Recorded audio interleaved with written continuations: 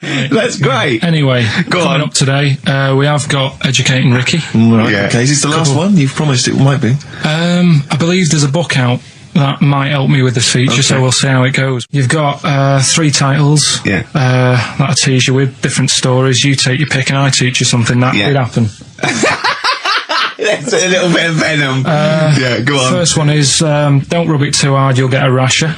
I bet that's bacon related, knowing you. You've got enough is anus. Say that again. Enough is anus. Enough is enough. Well, But it's changed to enough is an anus. yeah. And you've got, Yeah. you've also got, will it be a bloke? Oh no, will it like a bloke or a woman? What? Will it like a bloke or a woman? Will it? Yeah. Will it like a bloke or a woman? Wow. Yeah, so they're your 3 stories Okay. today. Sounds exciting. Okay, well, I'll have will it Well, like... we're going to play a record now, Rick, surely. Yeah, And, okay. and come back with... Sorry about the crowds and the big Educating baby. Ricky. Alright. It's a valuable lesson, really. I'll think of a title for him. So, 3 stories. Don't rub it too hard, you'll get a rasher. forward Enough to that. is anus. And, And we'll have that one then. that one. Yeah. Right, well, do you believe in palm reading and stuff? Yes. Sorry, yes. Yeah. Yeah, of Yeah. course. Sorry, I forgot. Yes, of course we do. Right, well, there's a fella who, he used to do palm reading. Oh, yeah. But a lot of people, he found that when he went up to him in the street and said, do you want your palm reading? He was like, a lot of them were like, I'm a bit ashamed of my nails and stuff because they're a labourer or they're a cleaner or something like that. I know a lot of labourers are slightly embarrassed by their nails. Yeah. No, but... Yeah. So he found Look that, at my bloody hands, Reg. well, That's that hod carrying. did I ever tell you that? Did I ever tell you that I got picked at school to make tea and serve biscuits to old people because I've got good nails? No, go on. Is there any more to the story? Well, that's about it. I mean, we used to do like, I think the head teacher must have been getting something, maybe getting his mum in there for free or something and sell people's up. So he offered the kids at the school, he said, right, all sit at your desk and put your hands on the table. And everyone did. And he walked past me and he said, not bad, not bad. And he said, you've got the afternoon off, you can go and serve biscuits and tea to the old people. What did you say? I said, all right then. Was That's that? good. Yeah. Good afternoon. But anyway, so these... Yeah, what did he do? He just sort of walked around and went, you alright, do you want bourbons or digest? I bet you get on with old people, wouldn't you? was I'd love to see... Maybe Especially the senile one. Yeah, no, but I'd love to see you on VH1, just in a link.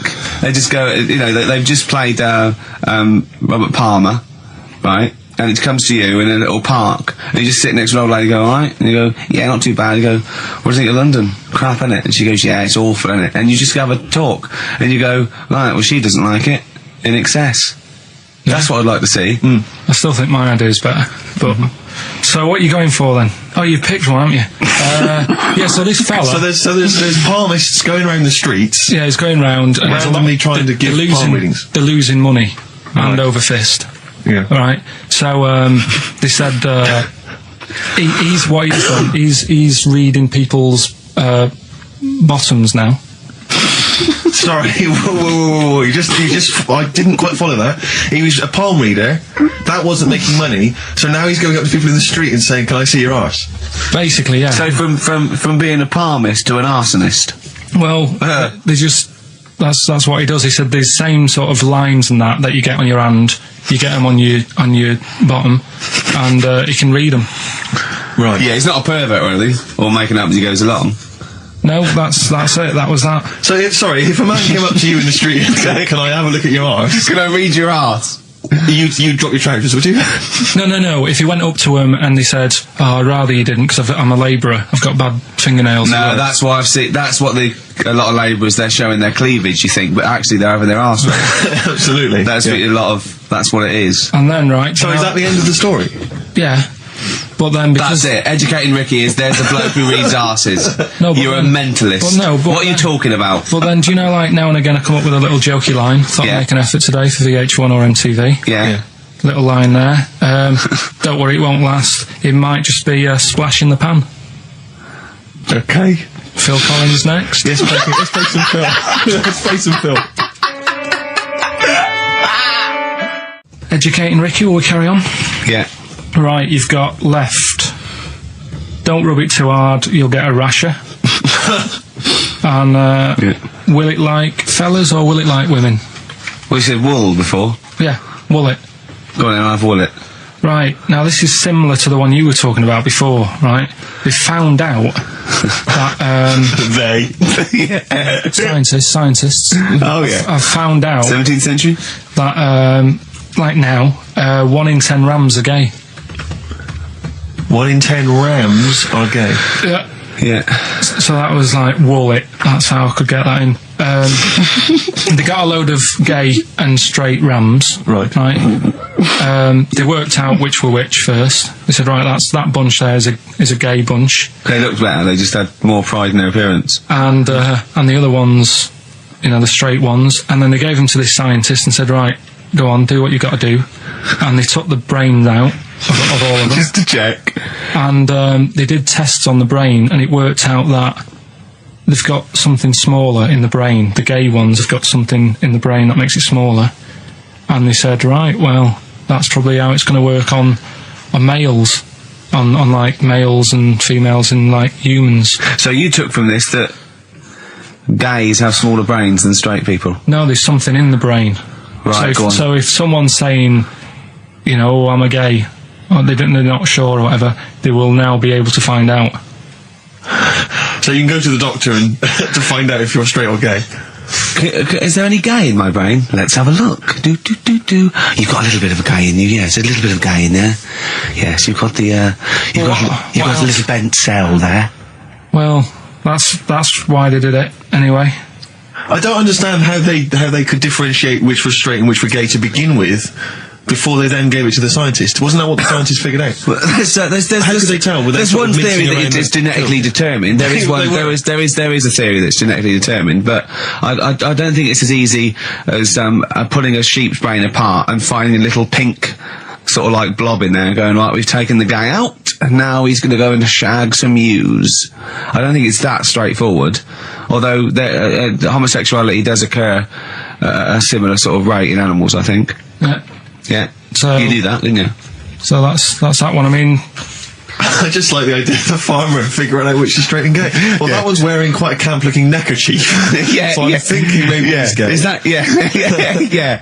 I love the fact they can. That one's a big fan of Sophie Ellis-Bextor. Yeah. They would. They put on ABBA and see which ones dance. Exactly. That's how they. Which one? Yeah. Well, I put on like Barbara Streisand and see which ones sing along. It is rubbish. What did I find out? Did you just say that is rubbish? No, I found out other stuff in the week that didn't make the top 3. Wow. We haven't even had to. This must be mediocre stuff. This must be really bad. Yeah, or it might be dubious. Go on. There's a woman in Ireland who has been with a fella for 11 years. Yeah. She always saying to him, when are we going to get married and that? And he's like, oh, we don't need to. We're happy and that. Do you know, like I am with Suzanne, it's like, there's no point, really. Yeah. Unless you have a kid, I don't think you need to, do you? Right. So, he was like, we'll do it in time and all that. Anyway, he comes home from work one day. He says, oh, go on then, we'll get married. She was so shocked, her hair fell out. Did you get that? Wow. So that's extraordinary. What did he say? Oh, I'm not marrying you, Baldy. Yeah. Well, she was so shocked her hair fell out. Yeah. I love the idea of it just going to the ground. Fell out. Yeah. What else? Right, that's rubbish. That's rubbish. Next. You've also got It's weird, isn't it, Rick? The stories that we made up are more plausible than the facts actually. I think we tried too hard. That's what he's willing to believe. He's willing to believe that a woman's hair fell out when her husband came out saying, let's get married then. Oh, you're romantic. Yeah, then, here's a good one. Go on then. Right, in Dubai, this woman went to Dubai for a holiday. And she was over there, and apparently in the markets they sell lizards. Oh, go on. Right, just like for people to buy. So she buys one, not knowing that you're not really meant to take him out of the country. Sure. Puts it in a bag. Yeah. As you do. What have you? And then she gets to the airport when she's going home. She's thinking, I can't really leave it in my bag. Yeah. So she puts it on her head. On her head? Wears it as a hat. She wore the lizard as a hat? Yeah. People on the plane were just like, yeah, everything's fine. You know, they're doing the cross checks and that. Yeah. Have you got your seatbelt on? Yeah. There's a woman there with a lizard hat. Everything's going well. She gets off the plane at Manchester Airport. Lizard sticks its tongue out. Yeah. The air hostess says, "What are you doing with that?" She goes, "I've had it." Lizard said, "I just found her in Dubai."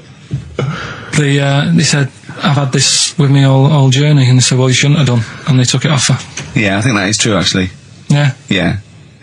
So what about that? Yeah, good, yeah. Yeah. That educated me. Right, what, any more? Well, what's that taught you? That's taught you, you know, be careful when smuggling lizards Yeah. back as some kind of hat. Yeah, don't, just say, lizard, keep your tongue in, you twat. Not at the customs officer. Yeah. And, what else? Anyone didn't quite make it? Anything to declare? I've got a lizard on my head. We've got an old saying one, if you want that. Go on then. Are these ones that didn't make the list? These are ones that didn't make it. Oh, right. Because I always get more in than I need to, just in case. Just think if someone's just tuned in now. And I tell you what, actually, Go on. it's a bit funny because I was looking on the web in the week at different sayings, and do you know the saying? A round head does not an MTV presenter make. Yeah, no. What's that saying? Spark in the pan or something? Eh? Flash in the pan? Flash in the pan. Do you know that saying? Yeah. That's a bit like what could happen to me, innit? Do you know what I mean? There I am trying to do my normal job, right? And then you bring me in here on a Saturday. Next thing, everyone's after me. Yeah. And then it doesn't work out, and I'm dropped. Yeah. And that saying "flash in a pan," do you know how it came about? No. Do you know like how years ago they used to dig for gold? Gold. Yeah. Yeah. And they had like a little pan, Yeah. and they'd put the soil in, and they'd rub the soil. Yeah, and it's shone in the sun. Now and again, it shone in the sun, and they get all excited and were like, "Oh, brilliant, some gold!" And then they realised it was just the sun flashing in the pan. Yeah. And that's, do you know what I mean? Yeah, yeah. So again, that's a bit weird. I saw that saying in the week, almost like a little thing saying, "Don't be getting carried away." Omen. So, well, makes you wonder. But anyway. Not really. So, last one. Yeah. Don't rub it too hard, you'll get a rash out. It's been a mess today, hasn't it? What do you mean it's been a mess? It's been a mess. What has? This. What? The show? Yeah. How has it been any worse? It's just all over the place. There's no sort of, it's not tight like it normally is. And she'll be going away with this, thinking that's what the show would be like. She listens on to the show. MTV. She knows it's a shambles every week. Go on. Well, don't rub it too hard, you'll get a rasher. Yeah. Do you know the saying, ham it up?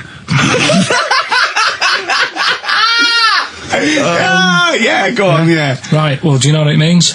Well, it means to overact. Right. Well, years ago, with actors in musicals and stuff, the actors used to look pretty ill on the stage because they didn't have proper makeup and that. Right. Right. So what they used to do to make themselves look Rub their face in pigs? well, they got bacon, rubbed it on the face, and it made the face a bit sticky because of all the the pig fat and bit of lard and stuff like that.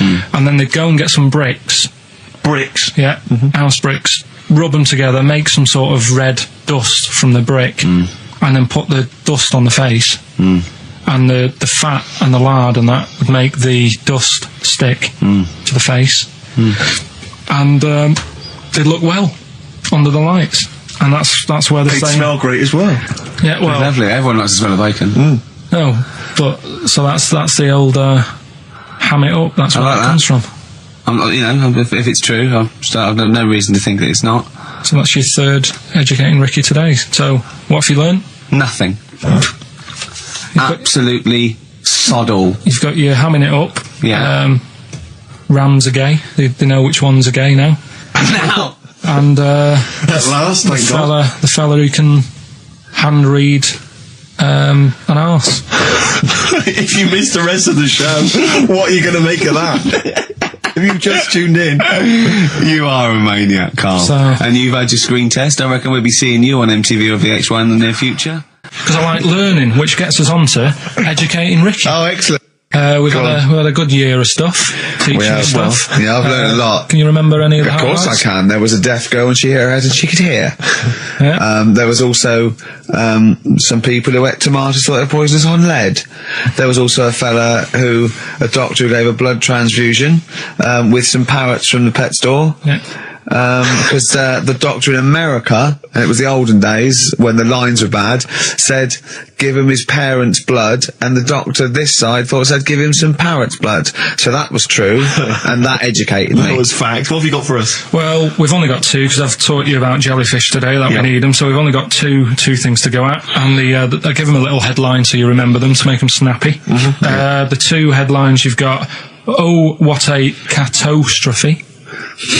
Okay. And the second one is, well, you'd think it'd be Bughead, wouldn't you? What?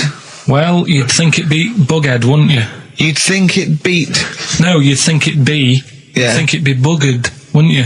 Bughead. Bughead. This can't be. If this is anything with a bug living without a head, I'm not interested because we've done it. All you've done is fun. Let's just do what a catastrophe. So is that? Do I do that give one us the first? Bughead one. Which one are we doing? No, do the Bughead one. Right, well, the Bughead one. Well, we've talked a lot about animals and that, haven't we, without heads.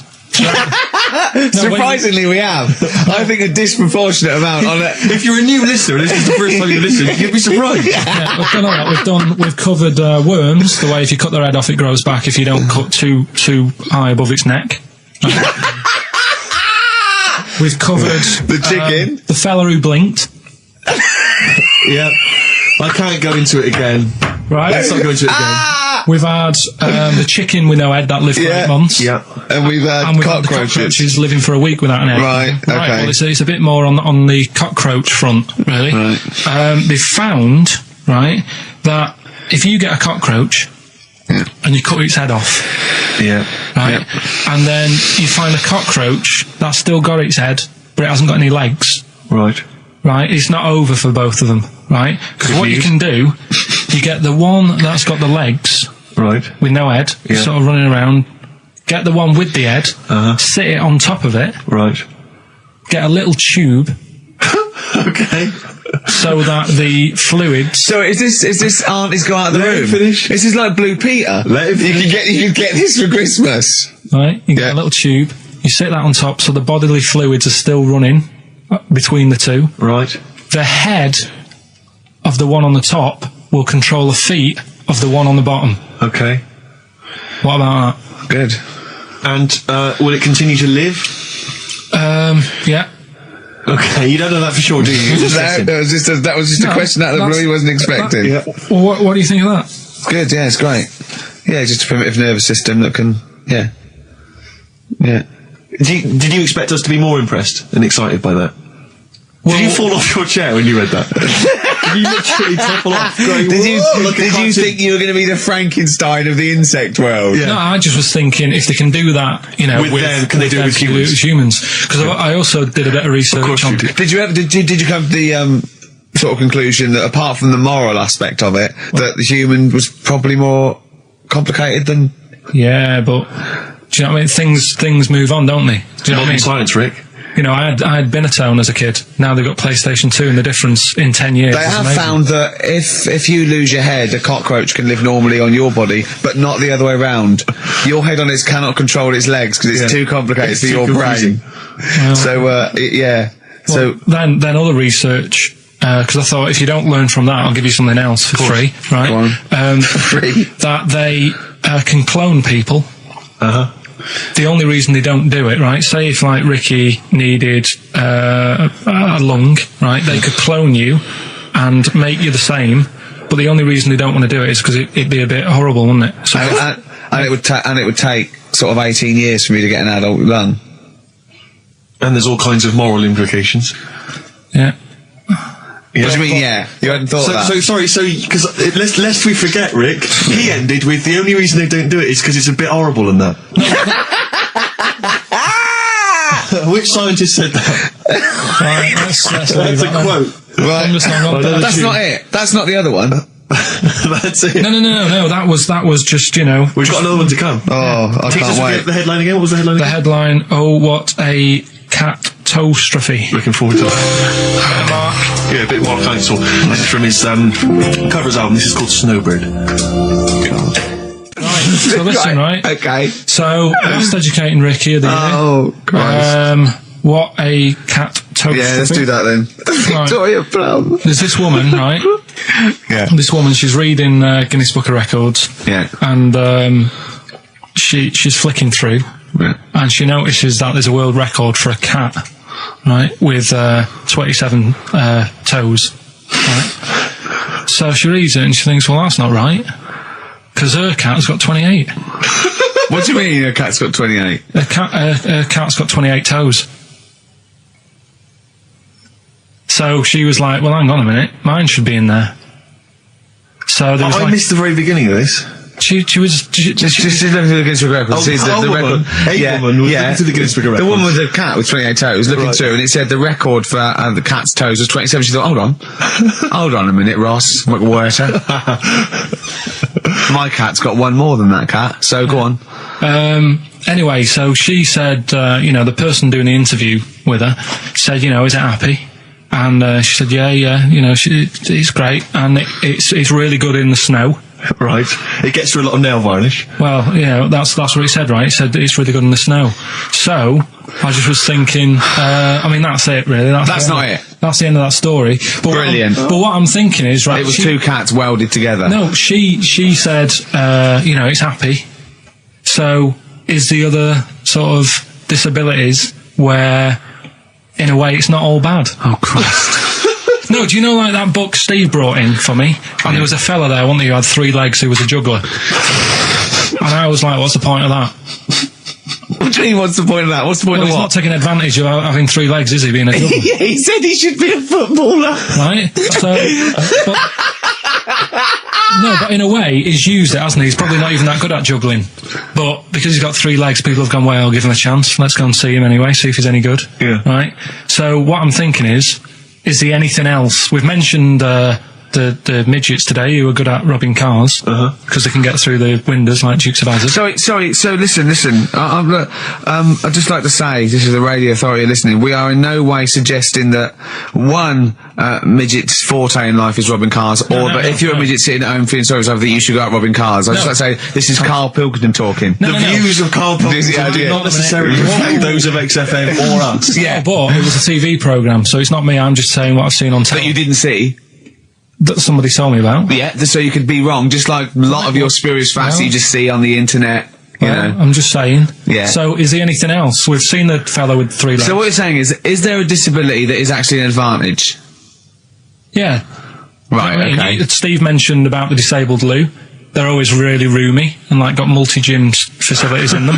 Multi-gym facilities! Oh, do you know what I mean? Multi-gym facilities! What do you mean, Carl? There's always bars everywhere and that, isn't there? That's not parallel bars. Yeah, That's they to help don't them do get up. gymnastics.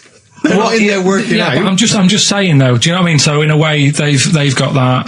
So always, what I'm saying is, when you look on the brighter side, it's like Elephant Man would have never got up and gone, "Oh, look at my hair today." He would have- Nor do you. no, but do you know what I mean? He would never have that problem. You're a maniac. Forget it. I thought we'd be able to get a serious discussion going here. Well, okay then. So this is a serious discussion, is it? Yeah. Okay. Well, let's treat it sensitively then. If you really want a serious discussion and talk about whether there are some disabilities that are an advantage, let's think of some then, shall we? Well, I've said 3 already. Yeah. You can't say if you're deaf, Bobby Davery won't annoy you. That doesn't count as an advantage. Do you understand? Do you know what I mean? Carl's looking at you thinking, that's brilliant. Yeah. Yeah. Right, well, we'll leave it then. I'll come up with a better feature for next year. We'll bin that. Oh, So, if you've got any We've disabilities... been that like that was going to be a feature. What, you were hoping that would be a spin-off feature? Disabilities are actually Well, it's an another advantage. form of do we need them? It's like, But that Carl, think of it. It's like that joke. The bloke that has his weight says good news and bad news. Bad news is we've had to amputate both your legs. What's the good news? The fellow in the next bed wants to buy your slippers. See, that's not an advantage. It's a joke. That doesn't really happen. People don't go, oh, that is good news. Yeah, I'll probably get a quid from. Do you know what I mean? But the fellow with 3 feet, what would he do? Well, he'd buy a pair and then just nick one of those because they put out one shoe, don't they? Are those, yeah, if you've got one leg, you can nick shoes. Good point, Right, Carl. now I'm getting you thinking. Also, right, I like teaching you stuff. Yeah. And you've done well. So what I'm thinking is, rather than just touching on a topic, sort of giving you a few bits of information on one See, topic. this is what I'd like to do, because the last thing you taught me, I remember, was there was a blind girl, she hit her head and she could see, and that's all I got. Yeah. So if you could go into that a little bit more, that would have been educating me. Well, today we're featuring stuff on World War 1 and 2. Blimey. Right? Oh, so go that little title for all this little thing is, what do you think of that then? What do you think of that then? Play a record. So that's Rick, that. can I have just sort of a joke? Go on. What's the similarity between Lord of the Rings and this show? They're both rubbish. Sugarcane by Sonic Youth on XFM 104.9. Ricky Gervais, Steve Merchant, Karl Pilkington. Go on, Karl. What's next? Are you going to do your war feature? What is it called? What do you think of that then? You do that now? It annoys me a bit, right? Because we said before Christmas that we'd come back with new stuff. Yeah. Gave you a title to work on, that Ridiculous. Right. You came in today, I said, have you sorted it out? You say no. Steve, you're having a go at me for wanting to get music out of the library for you. Yeah. You haven't got any new ideas. Sure. But you're dissing mine. I'm not dissing yours. Well, I'm a massive fan of them. Good vibe off you.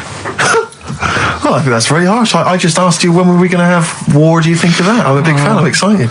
Well, it's not that good, to be honest with you. Well, I disagree. It sounds brilliant. Right, well, it's a bit of a tweak of educating Ricky. Just some information on wars. Yeah. Okay. World War II. World War II, all right. The world champion chess player, he helped someone out in the war. It's the detail I like.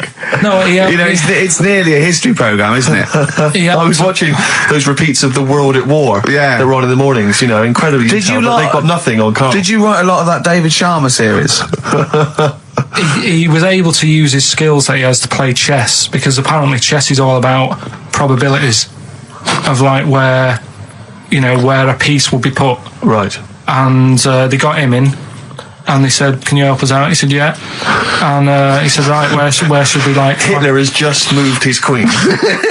yeah. So that's a He fact. sent in a bishop that ran diagonally Yeah, through the troops, knocking him over. Sorry, wait a minute, Carl. So they got a chess Sorry, player in. that's it. Well, yeah. It's just like, oh, what do you think of that? Again, that's not a story. But it angers me that he says that I'm down on the ideas when that's beginning to shape up as quite interesting. I thought you were going to tell me which battle or which event was you. World War II. It's not a battle. But which bit of your World War II? Like the middle bit. It's 6 years worth. Yeah, well, probably about a bit in. Guessing. Thought, let's. Guessing. Well, all right, yeah, there is a bit of guesswork, but it doesn't matter. But that could have been an interesting thing if you told me it had an impact on the When you Normandy look at landings. these things, do you go, bloke wants help chess, oh, use that, and run away from the computer? No, or I run read out it. of the bookshop? I read the first line where I get enough information. I just think, What do you mean you read the first line where you get enough information? Imagine if you were someone's defence lawyer. Exactly. And he was like, he's on death row, Yeah. went, I don't think he did it. Yeah. I read the first line, I didn't read the file It's a- He completely. was in a hotel in Texas, right? Go on. it's enough. Oh, some other It's stuff. enough, He it's definitely enough, didn't kill it. it's enough, it's enough. I just thought they always take ages on deciding where to go. It's just like, bet there's a better way. I don't know what you're saying now. I don't know what you're talking about. Well, it I takes- actually when- don't know when what you're talking people about. play chess, it takes ages to make the move. So I'm just thinking there's probably a quicker way Of what? than finding where a boat is, than getting a chess player in. I don't know what you mean now. All right, Are you talking I'll about tell you what, battleships now? They should have got an expert battleships player in. Right? yeah. What? Carl, Right, forget that one. Or someone No, who's no, really no, no, I'm not being funny, but what is that? What are you telling me there? Someone who's really good at risk. You should have brought them in. Yeah, Cluedo. Right, Yeah. Another fact. That's enough then, is it? Well, they use expert Cluedo players, but the police use I expert don't think Cluedo you players. do. Yeah. If ever there's a murder in a country house, Do you think they use that old Chinese fella on the front of Mastermind? mastermind, yeah. Yeah, for logic problems. The Enigma code was broken by top Mastermind players. Exactly, yeah. Right, second And a guy fact. who's had a couple of rounds of Yahtzee and done very well. Second fact about the war. They for engineering, they use a lot of Jenga players. Absolutely. to Whenever do it. they want- Will the building collapse? Oh no, let's pull this. Let's see. If Yes, they it wanted will. to identify... What are you doing? If they wanted to identify spies, Yeah. bring me the champion of Guess Who. Was it a woman with glasses? No, right, sit Has he down. got a beard? Is it Bernard? Right, Carl, sorry, go on. Another war fact. So Go you're on. saying it's rubbish, but look, you love that. Yeah. Right? Yeah, Second you're one. absolutely right. The first bomb that was dropped on Berlin, Yeah. it didn't kill a person, but it killed an elephant. I think that's true. That is true. Right. Yeah. Okay. And the last one. Is that all you know about that? See, that's interesting, isn't it? But that's enough. But no, it's not Not though. enough. Because I mean, listen. Most people want to go. Oh, what was the elephant doing there? Did Well, it it's land in a either- zoo? Was it a pet? Oh. Was it a lost elephant? Did they aim at the elephant? How did it kill it? Did Was it hit it on the Hitler's head? favourite elephant? yeah. Was it Hitler's favourite elephant? Did it then have one ball? Yeah. I mean, these are the things. You know, why didn't he catch it with his trunk? Did it have an effect on German morale? Yeah. Yeah. Oh, that Yes. elephant is kaput. Oh, Jumbo! I don't want to fight anymore. Carl's getting a little bit stressed, aren't you? No, I just, you know, got to keep focused, got to keep the show good and that. Yeah. You know, and in the Yeah. new year, the idea was come up with some good snappy stuff. Yeah. And today, I just think it's been a mess with you, to be honest. I mean, this is the sort of thing I'd prefer to do after the show as the producer. Yeah. But You know what? I think it's a discipline problem. Is I'm it not sure whether he's got any. because I just put sellotape on your head? well, that's a bit to do with it. But just, you know, let's just focus. Well, I on, didn't put it when there was any hair on your eyebrows. I put it across your forehead. Right. What do you think of that then? Yeah. We've got one more bit left. Brilliant. One more fact. The French, right, when they were at war, David Sharma, I just imagine him just introduced. I think amazing. Which war was this? it was still the World War... One or two. World War Go on, II. it's 50-50. Go on. yeah. Right, World War II, what the French did, everyone needs a code. Everyone needs a code. Yep. A code when you're in the army. This is and a that. Disney song. And you know, to sort of give the go ahead if you want to go into battle and stuff. Okay. Right? So, Everyone needs a code. but the weird thing Game is, show. right? The weird thing is, do you know what theirs was? Go on. Do you? Yeah, I know what it is. It's So what a bit was weird. the French code? For what? To sort of say, right, yeah, go on But they had more than one. on this day. But I don't know what day it is. On this right. day. Oh, what, it's like saying, what am I thinking of? What was the battle? What was the... Okay, so all right. What? Look at him, look, he's genuinely confused that I've asked this question. Right. It was No. If you ask me a question, ask me the question correctly. What was the code for battle during what battle? World War II. No, that's not a battle. That's a war. Yeah, it was in a war. Yeah. I don't know what to do. He confuses people. All right. Okay. What was it, Carl? What was the? Yeah. code? What was are the you French thinking code? of? Right. John's got a moustache. What are you talking My about? lungs are going to burst. That was a code that the French used. You know, like, I mean, I just think it's a bit daft, right? Because you could come up with that by mistake. yeah. Two French blokes talking in the trenches, and they see a major walk past, and they go, "Oh, look, John's got a moustache," and they all go and go, "No, I was just talking. What are you talking about?" Well, the way I don't think that's a good code. I'm not. I you don't know, believe it is the code. No, it is seriously. And what? And It's would just it, like would what it we have been, talked would it have about been it. said in French? Yeah. Okay. Yeah. But the Yeah, weird- yeah. Guess in. Yeah. No, but What? you see, I can't even be bothered What are you saying, Carl? because it's not a very good code. Do you know, like we've talked in the past about things you don't see, and I said an old man eating a Twix. Yeah. If they use that's safe because no one is ever going to see a man having an old man having a Twix. What do you mean? Well, use that as a code. Don't use a saying, John's got a moustache, that could crop up. It's like the war's kicked off. How did that happen? Well, I said John had a moustache. Oh, Two French folks would never be saying John's got a moustache. Why would they? Because back then they were fashionable. He nearly makes sense, doesn't he? I assume it would have been Jean. Yeah. No, probably John. And how would this code have been I mean, who would have I don't announced know, I this just to read everyone? it. I read it like that, Steve. That's what was on the internet. This is a code that was used. John's got a Don't be moustache. angry with me. I know, but you're always asking questions. That's because I'm interested in history. Yeah. No, you're genuinely interesting bloke, Carl. We like to know. I'd like to film you secretly. You know, like they do, like Nature Watch, when they put it in a you know, what I mean, a Badgers sort of thing, One, right? yeah. And they just watch it. I'd like to see what you do, pop around going. I wish I could download the music in your head, because it'd be wah, wah, wah, wah, wah, Yeah. wah, wah, wah, wah, wah, wah, and you see something weird, you go, wah, wah, wah, wah, wah.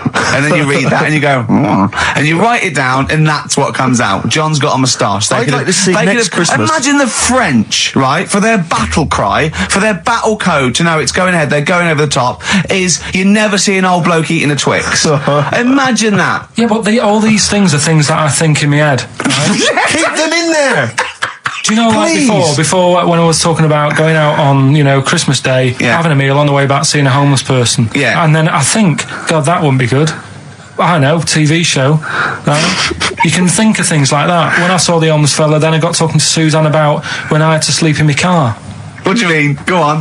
Let's play a record and come back to Only Sleeping it's in the Car. gone. I can't wait. Play a song for the lovers. I was watching last night on cable TV 1987's amazing Sign of the Times Prince in concert film. It was dynamite. I thought to myself, how brilliant he is. It reminded me of the gig I went to see last year. He played this tune. It's from the album Parade. Okay, I don't want to discuss whether or not Prince is acceptable on XFM or whether he's a genius. He is a genius. That's the end. That's the end of the discussion. Play the tune. He's dynamite. It's a song for the ladies. I remember, I'm going to tell you, I was on the way here. You know, do you remember John? He's got a moustache now. I can't believe it. Lads, no! It's not on. It was... The battle's not on. Look at your face, Carl. The elephant did die. Yeah, no, I believe that. Yeah. Last week, we sort of changed educating Ricky a bit. Just a little Don't bit. say we. I don't want to be incriminated in it. Well, changed it in the sense that rather than giving you too much information about different things, it's hard to sort of keep it all in. Yeah. I'm giving you sort of information on one thing. So last no, week, because some of your stuff was a little bit too intense for me. My favourite story was there was a blind girl, she hit her head and got better, and I couldn't take all that in at once. So you should really ration some of the education. We sort of Wasn't started last week war-related stories? Yeah, it was war. Do you think of that then? What do And you it think was of that? Sure. three things. And it was the French battle. Going over the top was John's got a moustache, which you think was ambiguous because someone might have said that anyway. Well, look, you've remembered it, so it's working. So Yeah. we're doing that, and last week Loads you of said, French people have just gone to war who were listening to this. Yeah. you said you wanted to learn some science this week. Did I? Yeah. so the title this week for that is I Said I Would Sort You Some Science Out. Acid. 'Cause that's How long did that take you to come up with? Listen, well, you know, look, people love Carl. There's comedians come to me and go, Carl's the funniest man. They absolutely love him, right? But I think we're only seeing half of it, right? If we can get him on television, his face then, when he's told me that title, was like a child at Christmas. Yeah. He was so proud of it. He was excited what I was gonna. It was brilliant. It's a bit like when a child's drawn a picture in art class. You know you've got to stick it on the fridge, You've got but to, you basically yeah. think it's crap. Yeah. It's very much like that. All right, Carl. Is that good? Yes. So we'll be doing that. Well, I'll teach you some stuff now. Right? I've always been fascinated by the donkey fact, because it is an extraordinary fact that more people are killed apparently by donkeys Yeah. than they are by airplane crashes. Well, I suppose in countries where they're used and used a lot, that they go a bit mad and squash out. But my concern is that there's when you go on a plane, there's so many checks. I mean, it takes 40 minutes to go through all the checks: the air pressure, the cabin pressure, the fuel, checking the flights, the takeoff, all the rest of it. Our checks for donkeys. Nothing. Did someone close the gate? I think so. Exactly. That's Yeah. That's is he donkey annoyed? checks. Is he annoyed or not? You're not working him too hard, are you? Yeah. He's got his hand. Is there two holes for the ears? Yes. Well, I think that's what's happening. I don't think it's accident. I think they're picking us off. I think they're so annoyed that a nickname for them is ass. Yeah. And they've got to wear the little hat. You know, they've got to ride kids. Give kids rides on the beach. And now I think they're just sort of annoyed. Yeah. Maybe they're sort of just picking us off one by one. Yeah. Teaching us a There's lesson. if we had the same stringent checks Exactly. on donkeys as we do on international flights, maybe there'd be a little less death. Exactly. Wise words. Cheers. Wise, if slightly incoherent words. Go on, Carl. Got that right. I said I would sort you out with some science. Brilliant. I forgot the puns in mine, didn't I? I forgot the puns. Go on. Right, so, you asked to sort of be taught some science and that last week after being taught about war. So, did some research. And, there's a few things. I think we'll just cover one of them now. Go on. We talked a lot about hairy kids. We have discussed that a I love lot. the fact that Simon Sharma has never started a programme like that. The Jacobites. We've talked a lot about hairy kids. Go on. It's a little bit, I mean, it's not your traditional science stuff, but it's still More left interesting and it's a little bit, it's still... Yeah, we talk about hairy kids. We have disproportionately, honestly. I think this show's talked about hairy kids more than any other radio show. Well, it's one that... Sorry, I noticed both of you there dropped the H, or the H, or however it's I had to. So airy kids, yeah. hairy children, not hairy sort of kids. airy, kind of light-headed or... Yeah. Well, there was the case of the one who lived in China. Yeah. And, Which was weird for two reasons, wasn't it? yeah. Well, go on. One was like, he was covered in hair, That's already weird. and the doctor sort of checked him over and said, well, yeah, he is hairy, but he's quite healthy, apart from he had a little bit of eczema and a boil. That was the main bit of the story, wasn't it? Yeah. But this one, right, we have sort of talked about it, and you weren't having any of it at the time. What? This next bit of science I'm telling you about. Go on then. Right? Remember when I told you about a lad who was living at home with his mum and dad, right? Everything's, normal life, go to school, that sort of thing. Yeah. Then, I think his mum and dad had an argument, and it kicked off a bit, and he thought, I'm sick of this. It's happening all the time now. They kept having arguments, so the kid ran off into the woods. Oh, Yeah. Right? God. Now, he left, he went and ran in the woods, and he ended up living with some monkeys. Right. Right? And he thought, this isn't a bad life, there's no arguments going on. Sure. He was getting on with them. And the weird He loves thing bananas. is, this is where the science bit comes in. Oh, Sure. He grew a load of hair on his body. That's not true. It's not true. It is true. It's an acquired characteristic. I bet someone will back me up on this. But no, you can't. You can't grow hair like that. You might get a little bit more down here. They might, the erectile tissue might, they won't fall out as much. That would, but you don't actually grow a big mane if you're cold and you're a human. Well, he did. This lad did. I know he sounds a bit strange in that, but he was living with the monkeys, and because it was cold, his body reacted to it. Listen. He was no hairier than he would have been if he was walking around naked on a cold day, with or without living with monkeys. The fact that he was living with monkeys makes no difference. No, I know, but I'm trying to get, picture it in your head what he's like. Although Mickey Dolenz was always pretty hairy. Right? So he was living with them, and he went into town or something one day Oh, yeah.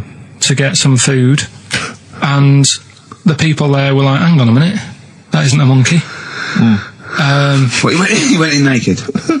No, he was there covered in hair. Yeah, but naked, but covered in hair, so it was decent. It was. Yeah. But they that was the weird thing. They thought it was a monkey in the shop. And then So presumably he had a big long beard as well, because he couldn't shave, could he? No, he was just covered. He looked like a monkey. And they were happy to serve the monkey, were they? There's a monkey, he's How buying did he a walk? newspaper and How some did he milk. walk? How did he walk, Carl? Did he walk upright or whistling along? The picture that I saw on the internet, he was on all fours, but I Course don't he know if was. that's when he was Course he running was. away after they'd sort of, realised he was a kid. But this was a So he was picture. a kid as well. He wasn't even like an adult with the beard. No, he was a kid. Brilliant. And The beard kicked in a little bit. So early. listen, so the Go on. people caught him. You're an idiot. The people caught him, Yeah. shaved him, right? Got it all off, didn't grow back again. Right. It You're an grew. idiot. Well, like I say, people will have heard this story or read about it. You're an and idiot. And they'll email in. They don't let me down. And they'll agree that you're an idiot. No, they'll have seen the story. You're an idiot. So that's a little bit of science. You're an idiot. Libertines, Time for Heroes, and XFM 104.9. Right, okay, so have you got anything that is science as opposed to nonsense? Well, Kid went off with some monkeys, grew hair, Yeah. came back, shaved him, it didn't grow back. I mean, just think. Right, something else. there's a few things I found. Yeah. There's a fella Oh, God. who had hiccups for 69 years. That was a bit annoying. Yeah. There's the dog with the wig that we've discussed. Imagine if you just tuned in. Yeah. There's the dog with the wig that we've already discussed. Did we discuss that? Not really. Did I not tell you what he said? I did, didn't I? Yeah. Oh, yeah. What else have we got? Well, there's something here that you sort of know. Is this going out live? Yeah, this is happening, right? Go on. But remember when you talked about sponges? Yeah. If you get a red sponge and a blue sponge, You liquidise them, pour them back into a tank. After a few hours, they know which was which, and they reform as a red sponge and a blue sponge. yeah. Yeah. I thought that was weird when you told me. Yeah. Looked it up, did a bit of research. Yeah. Thought that's sort of sciencey. Yeah. You can do the same thing with a mouse's brain. Okay. Explain a bit more. No, you can't. If you get a dead mouse, Yeah. put its brain into a blender, blend it up, leave it standing for a bit. Making that up, aren't you? You're confusing this. You've watched Nigella Lawson make some sort of pudding. No. What do you mean? It won't work with the brain. Well, it does with I mean, not a human brain. Don't be trying that. Although, But, no, a mouse one. A mouse one. and what happens? It sort of reforms, goes back together again. No, because apparently it's made up of the same stuff as. But it doesn't, does it? Because if it's dead, if it's a dead brain, the cells can't act anyway. The fact the sponge is that it doesn't kill the cells, it liquidises them, it doesn't kill the cells. Yeah. So it couldn't be a dead brain anyway. It would have to be a live brain taken out from a live mouse for the cells to be getting oxygen and working and being sensitive to each other. And that, I don't see how that could work like it does in sponges. I mean, do you know what I mean? You're not a scientist. I've just sort of read it and gone, oh, that's interesting. I'll tell Ricky and Steve about it. Yeah. You're quizzing me as if I've come up with it. If someone else has done it and said it works. Sure. So I'm not. Do you think ghosts are behind it, or do you think there's a scientific explanation for it? No, it's just one of them weird things, isn't it? Yeah. So that's what you sort of science covered for this week. Well, that was another barnstorming feature from Karl Pilkington. Is that it? Is that the two things you got Thanks this very week? much for that. Well,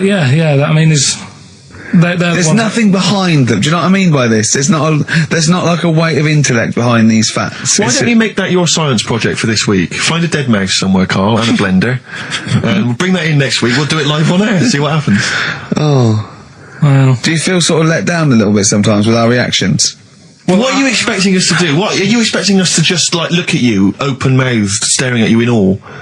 just like go, oh God, yeah, where did you find that out? And like, Yeah, but if We know. you never tell us. We know where you found it out. You looked on the internet and a strange homemade website by a maniac somewhere, who puts on stupid things that he heard through Chinese whispers. That's where you get your information from. I doubt that anything you've ever come up with is verified. If it is, it's luck. But what do you expect me to do for you? Do you know what I mean? I'm just... You know, I'd like to know what the source of the information is. I'd like it to be, you know, a research study by the University of Columbia, rather than, you know, a guy who calls himself Mr. Pickles. On a website somewhere. www.lunatics.com. I mean, oh God. Some kind of evidence, do you know what I mean? I must warn you now, you know that Steven Spielberg thing's coming, Taken? Yeah? About alien abduction. When you watch it, just remember this, it's not a documentary. Okay? Alright. Alright? You remember E.T.? We were discussing that earlier. You know that's not fact. Factual fact. Brilliant. Black Star Radiohead from the Bends on XFM 104.9. Rick John has emailed in. Yeah. It looks here like he's maybe trawled the web himself. I mean, I don't know if people just immediately leap onto the web every time Karl says something in his defence. I think our listeners are always on the web. Yeah. Anyway, he seems like he's reprinted here a news story, which seems to confirm Karl's Monkey Boy story. Yeah, what was the news Doctors story? baffled by boy 6 covered in ape-like hair. Doctors in Kazakhstan are baffled after finding a 6-year-old boy covered in ape-like hair. Yeah. The boy, called Ablay, was found in a remote mountain village close to the Chinese border. He's covered in thick hair from head to toe and has an oval-shaped skull. Doctors suspect nuclear radiation or a genetic disorder may be responsible. Fine. But there's an interesting bit here. But sorry, it's not that you could have genetic defects. I've seen lots of people born with long noses, 5 feet, etc. I'm saying that he wasn't normal. he wasn't normal, and then went to live with monkeys and grew the hair. Well, that's no, my true. point. But it says his mother and father are distant relatives. Such marriages are common in the Kazakhstan mountain hamlets. Now, the village elders were consulted as to what to do with him, right? Now, these are the village elders. These are the wise men of the village. These are people, presumably, that all year long are telling the village how to live, how to survive. Yeah, you're what in to charge do. because you've lived longest. Yeah, exactly. You presumably are solving any kind of moral conundrums, Yeah. any sort of awkward things. Do you know what they suggested that they do with their hairy son? Go on. Send him to the circus. The Carl's nodding. Put him in the circus. That was what they suggested, and the mother actually wanted him to go to school. Instead of the I don't know, school or circus, I don't know. We don't know what's better for him. Exactly. I'm not sure. We must consult the elders. What do you think, Carl? It's not a bad life, is it? What, the circus? Yeah. Well, you ran Kids away would from love it. Yeah. Love it. But remember that thing that I saw about that fella who, I don't know if you should talk about it really, it's a bit... Go on. Tell us now. You've hooked me. Come on. You can say it. It's okay. What, are you worried that it might be insulting to someone? Well, it's not nice, but... Well, you're not taking the mickey out of it. You're telling us... Go on. It's just, it was in that book again that you got me. You know, the book full of weird people. Go on. And things that are wrong with them, and airy people, and Yeah. lad with 3 legs and that. There's a fella, basically just a head and a little body on a skateboard, Yeah. right? Picture of him having a shave. And he was shaving with his mouth bit. With his tongue. Like that on the radio. Yeah. Carl is now doing an impression of a man shaving with his mouth. Yeah. Well, it's just a head, bear in mind. He's doing an impression. Imagine a head with a very tiny body on a skateboard shaving with its tongue. That's what Carl was doing. And he was depressed because he kept getting hats for Christmas. But if you were him, you would just grow a beard, wouldn't you, rather than... Oh, Well, rather than go through all But that you get hassle. it caught in the wheels of his skateboard. The what's the name though? Do you remember last week I was talking about the airy kid? And I think that's every week, Carl. That doesn't narrow it down. alright, well we were talking about that airy kid in the woods, and did a bit more research this week. Okay. Found a good story out about a monkey, Right. which I'll tell Ricky a little bit about it. Tell me, come on, tell it now. No, Right. no, just Well, tease I me reckon with we it. should keep this. It sounds exciting stuff. That's got 'em, right? So we'll be doing that. we've Sounds got hook the audience. we've got Rockbusters again this week. Yeah. We've got Do We Need 'Em? Yeah. What Right. are you trying to get rid of this week? Cockroaches. Right, I good one. can't think of a reason to keep them. Looking into that well. Let's sort the matter out. That's coming up. Excellent. We've got I'm teaching you some more stuff. Oh, yeah? Yeah. He phoned me up today. Yesterday it was. You know, he's been researching, like, just educating Ricky. He said, what do you want to know about? I don't know. He said, you interested in space? And I went, yeah. Phoned me 3 hours later. He went, no, nothing about space. I went, what? He said, I couldn't find anything interesting. I said, you couldn't find anything interesting about space. Yeah. It's big. It's pretty interesting, Carl. He went, It's I went, big, but there's nothing there. That's it's like the Millennium Dome. So what I'm looking at, right? But no, wait. He said, is there anything else you want to know about? I went, alright, I went, anthropology. He went, what's that? I went, study a man. I sent a man. He went, like what? I went, like, our roots from caveman through and all that. He went, and I said, Australopithecus, Neanderthal. He went, well, you know all that then? I went, no. He went, right. He went, do you want to know how a lung works or something? How a lung works? And I said, well, tell me how a fridge works. He went, oh, I said, it's just the gas, isn't it? I went, brilliant. I went, tell me how a microwave works. He went, I know. I went, no. I said, fella walking past in a laboratory with a bar of chocolate in his pocket, went past some sort of ray thing, it melted it, and he went, hold on. That's it. That's explained to me how a microwave works. Right. So today we're doing sort of medical-ish type things under the banner of colon then, educate me. Oh, God. Do it again. Colon then, educate me. Brilliant. Brilliant. So that's like go on then. So colon. Brilliant. So that's a little heading. You're going to be learning 3 things sort of medical-ish before 3 o'clock. Yeah. Is that it? Yeah, do you want to... Pretty much, yeah. A bit of suede? Come on then. How many O'Reillys are there, do you think? No, little task for you. Right, educate me, Carl. Right, well, Go like on, I then. say, right. Educate me. Well, what we're looking at this week, we've done war, we've done We've nailed that. We've nailed war. We summed up war with a little French bloke whose battle cry was John's got a moustache. Right. So, and last week we did science. What would you do on science then? Airy kid. Brilliant. Right. Yeah. So this week we're looking at medical problems. I'm sure we do Airy Kid every week. medical problems then. I've got a couple of things under the banner of educate me. Yeah. We've got, this is interesting, right? Do you know if you have an operation on your brain, right, what they do is, this is why I'd never go to the doctors. I don't like doctors because this sort of stuff freaks me out, right? They can operate on your brain, and what they do is, they put you to sleep first, cut your brain case open. Your skull, yeah. The brain case. Yeah, yeah. And then wake you up and operate on you. So you sat there with your head open, messing with your brain, and you don't feel anything. Well, there's no nerve endings, is there, in the brain? But still, it's not right, is it? What, do you think they do it for fun? No, they go on, Reg, wake him up so he all freaks out. Is it necessary that you're awake, do you think, or... Well, they need the brain active, don't they?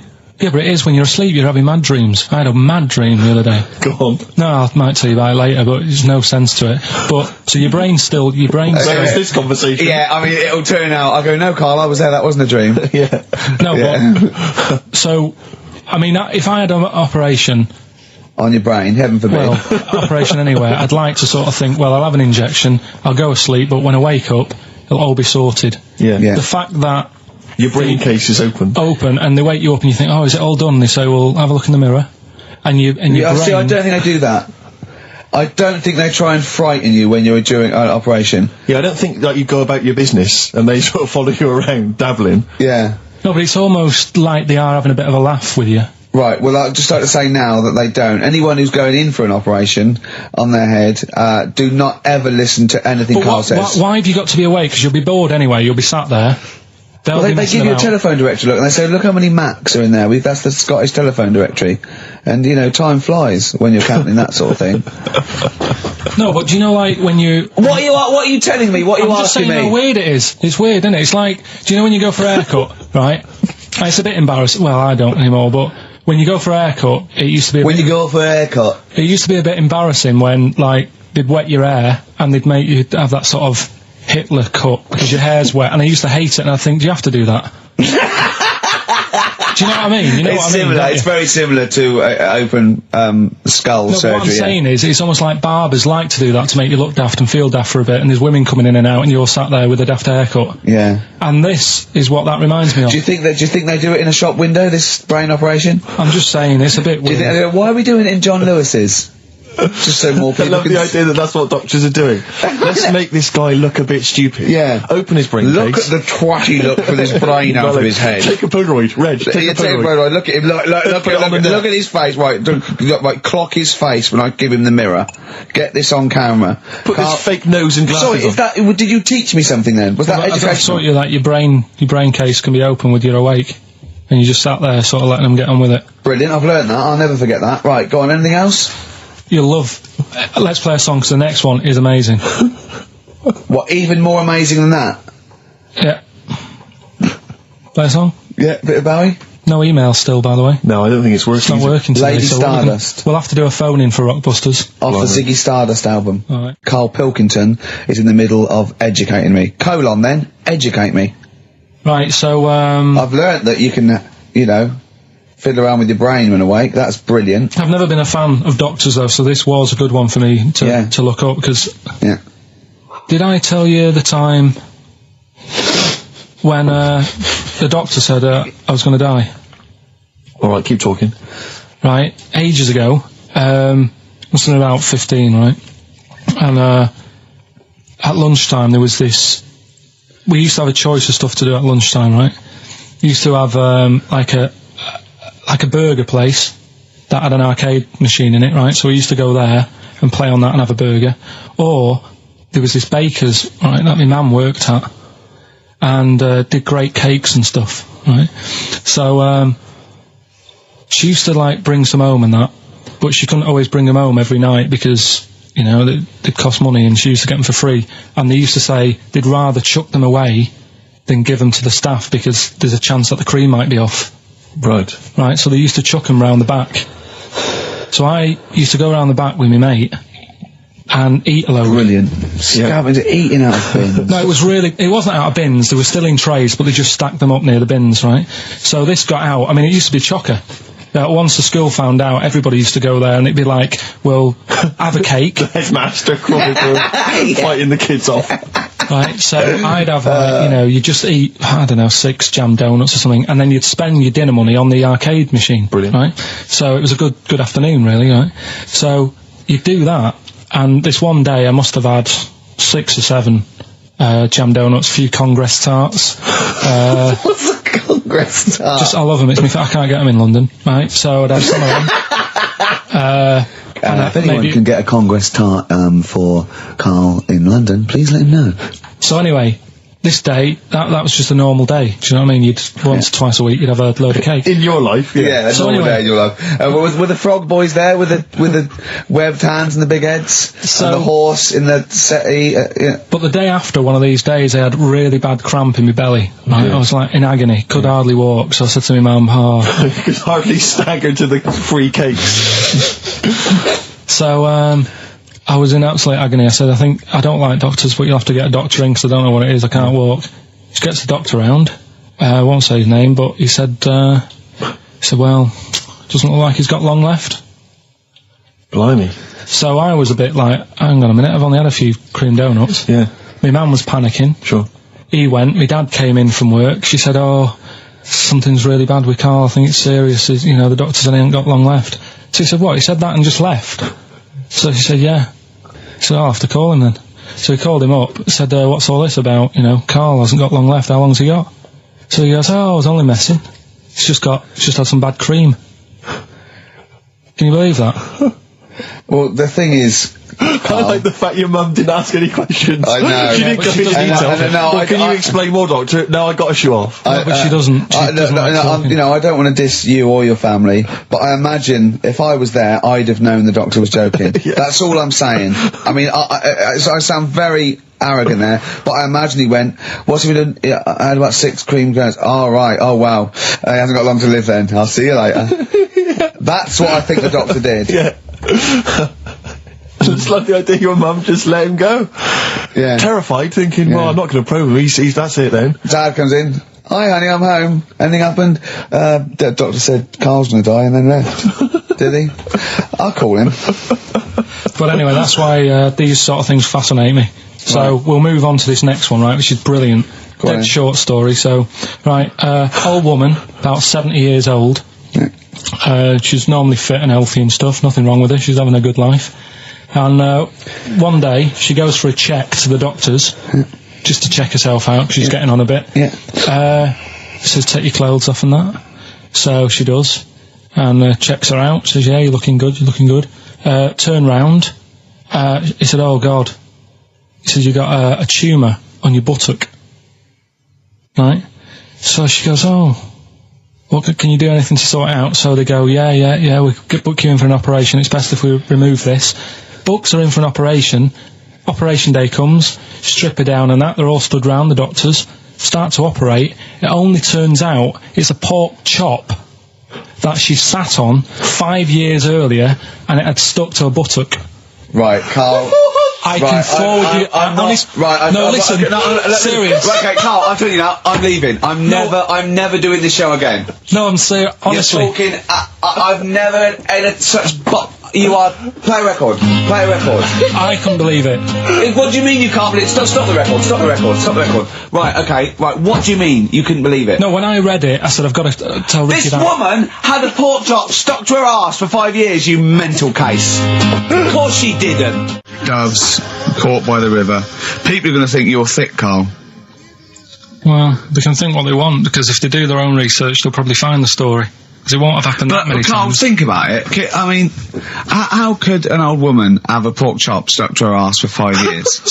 She said she couldn't remember even making one, so she was as surprised as the doctors were. But hold on though, she presumably must have sat on it naked. Yeah. Didn't that bring back any memories? No, it's weird, but Karl, Carl. But why would it stay there? Why wouldn't it fall off when she had a bath or a shower? Grease. What about a bath? But why didn't the doctor realise that when he first looked at it? Yeah. Was he not paying attention when he said, I think he's a tumour? Didn't he not Carl, look a bit listen, closer? think about it. A pork chop stuck to your ass for 5 years. You're naked, you sit on a pork chop, you go, nothing. Yeah, there's nothing weird about that. I can't feel anything. Even if you had a dead leg, the time you that pork chopped it. What else you got dressed? Well, she might have not done that much. She's old. She probably just sat down and didn't move for a bit. And over time, it's stuck. And then What do you mean over time it's stuck? Do you think the longer something there, the more it stays there? Look, I know that's why The I pork picked chop it. goes, well, we've been here a year. Richie, We're that's not why going I to move picked now. it. I don't think we're going to move now. But I'm quite, attached to this buttock. I think I'll stay here for another 4 years until some doctor works it out. I love the idea they got her into hospital, they gave her the bed baths, they got her ready for the operation, they laid her out. They were And just then- right to take get the scissors or the knife, make the incision, hang on a minute. This is a pork. This is a Bring pork me a frying chop. pan. This is a pork chop. How did you meet your girlfriend? Through work. What, through her work? What, you phoned up and said, We worked at the same place. oh, you're right. You're quite an enigma, aren't you? Could you give us more on that? At work, you met her at work. What, she came in selling sandwiches? She was going through the bins outside. What do you mean you met her Why at are you work? having an attack on me? You're the not one having who's an attack sad and lonely. Oh, he's done you again. He's done you Yeah, but what I thought was interesting was I just scratched at him and he just went mental. Yeah, no, It's like a but- bear caught in a trap. It's funny, isn't it? You'll never learn. Come on. I think I've got SAD. What's that mean? That thing when it's Sade. when it's dark outside and you feel depressed. Oh yeah. I think I've got that. But you're from Manchester, aren't you? Isn't it like pitch black there all the time? Isn't it like, which country is it? Is it Iceland, where it's like dark all year? The land of the mole people. No, Yeah. I was telling Steve before. In fact, I'm not going to bore you with it. Go on. What were we saying about Well, you bored me with it earlier. Can't you bore him with it? Yeah, it's only fair. What were we saying about what? Wayne King? Did you Oh, see Carl, it? play a record. Oh, that's It's disgusting, disgusting. Carl. You're a pervert. Tickets for K-Fest. Right, go on. What's that? It's like a rock thing that's going on tonight. Right. If you're into that Welsh. Right, well, name some of the bands. Names of the bands. Nile. Go on. Right. That's one of the bigger ones. Mark Lanigan. Not Lanners. Is Lanners playing? He's not really. Yeah, Mark Lanigan really playing there? I think so. God, who's that? What? Who's that? Who is Lanigan? Is he someone you went to school with? Who is Mark Lanigan? Who else is Who on? is Mark Lanigan? Is he the promoter? Is there a baguette-shaped gap left in their holdall? Before, let's make some bread that you can fit down your trouser leg. What? That's not true! No, it's not, I Carl! read it in Euston train station. I was waiting to go back to Manchester. Where did you read What, these? scrawled on the wall in graffiti? Yeah. Do you know the Was it also meet me here for cock fun at 12 o'clock? The upper crust sandwich shop, Euston Station. It's on the wall. Ages ago. Yeah. Only people with money had drinking or something. That's like one of my film reviews. Years ago. Welcome to History Now. Now, ages ago, only people with money had drinking or something. Keep going, Carl. Keep going. Like spirit and stuff. So they'd it's like businessmen. It's easy for you to say. This is getting to be cruel, isn't it? This is amazing. Yeah, go on. Why Go did you on. open your mouth, Carl? What were you hoping was the best that could happen? Because you were trying to make me look stupid before with the planet. So Whereas you know. Yeah, go on, no, come on. Businessmen. No, businessmen with money. I've got to drink and ching. the pigs come, if you like. Sorry? What did you say? What did you say? What did you say? When you do what, Carl? What? What did you say?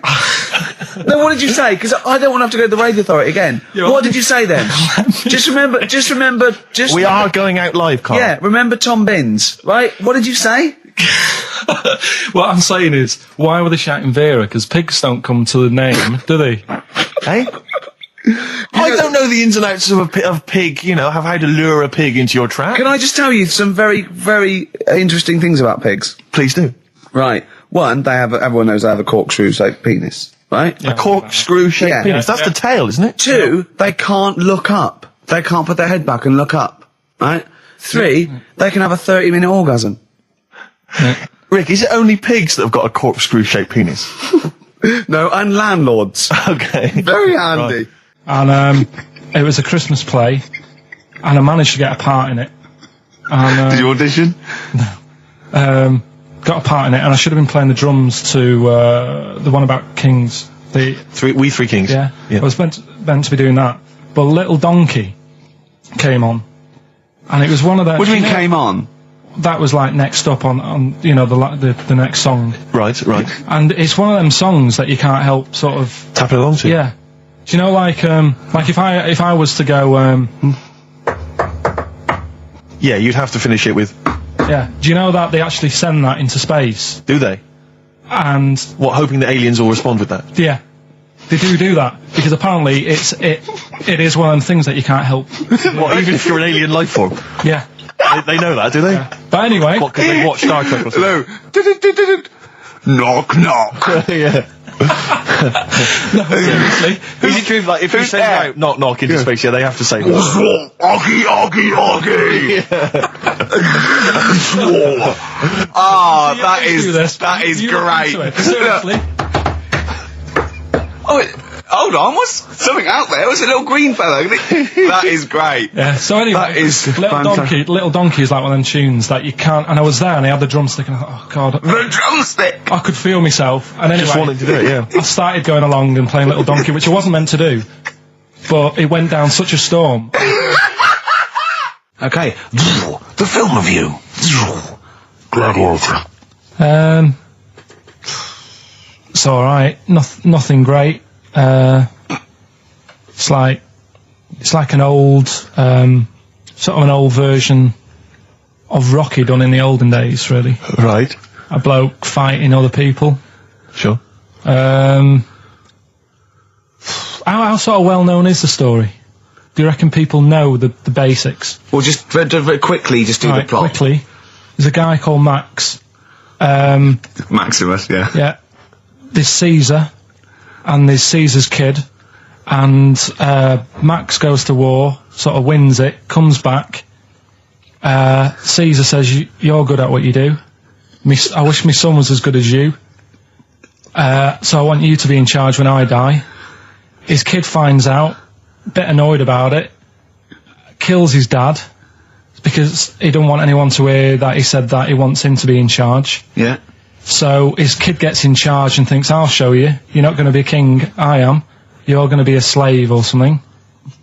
And then, next thing you see is... Sorry, can I just stop there? My only thought is the film's 3 hours long, so maybe we should go through the whole plot. We've done the first 10 minutes, but go on. So, yeah, he's a slave and then... Yeah, but then, that was an interesting bit that I thought, right? I mean, I was watching this with a girlfriend, she was already annoyed because she wanted to watch Friends on E4. Okay.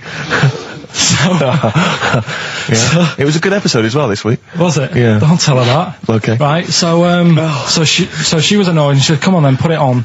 And I got it wrong straight away because it says on the back 149. So I thought that was an hour and 49 minutes. It turned out it was 149. No, I thought it was 1 hour 49. Yeah. But it was 149 minutes. Sure. So it overran anyway. By 40 minutes. Yeah. People got sick of him, and they said, "Oh, we'll have to get rid of him." So they tried to. He loved cakes as well as women. Okay. So they said, "Let's poison a cake," and they poisoned a load. Easier than poisoning a woman, wouldn't it?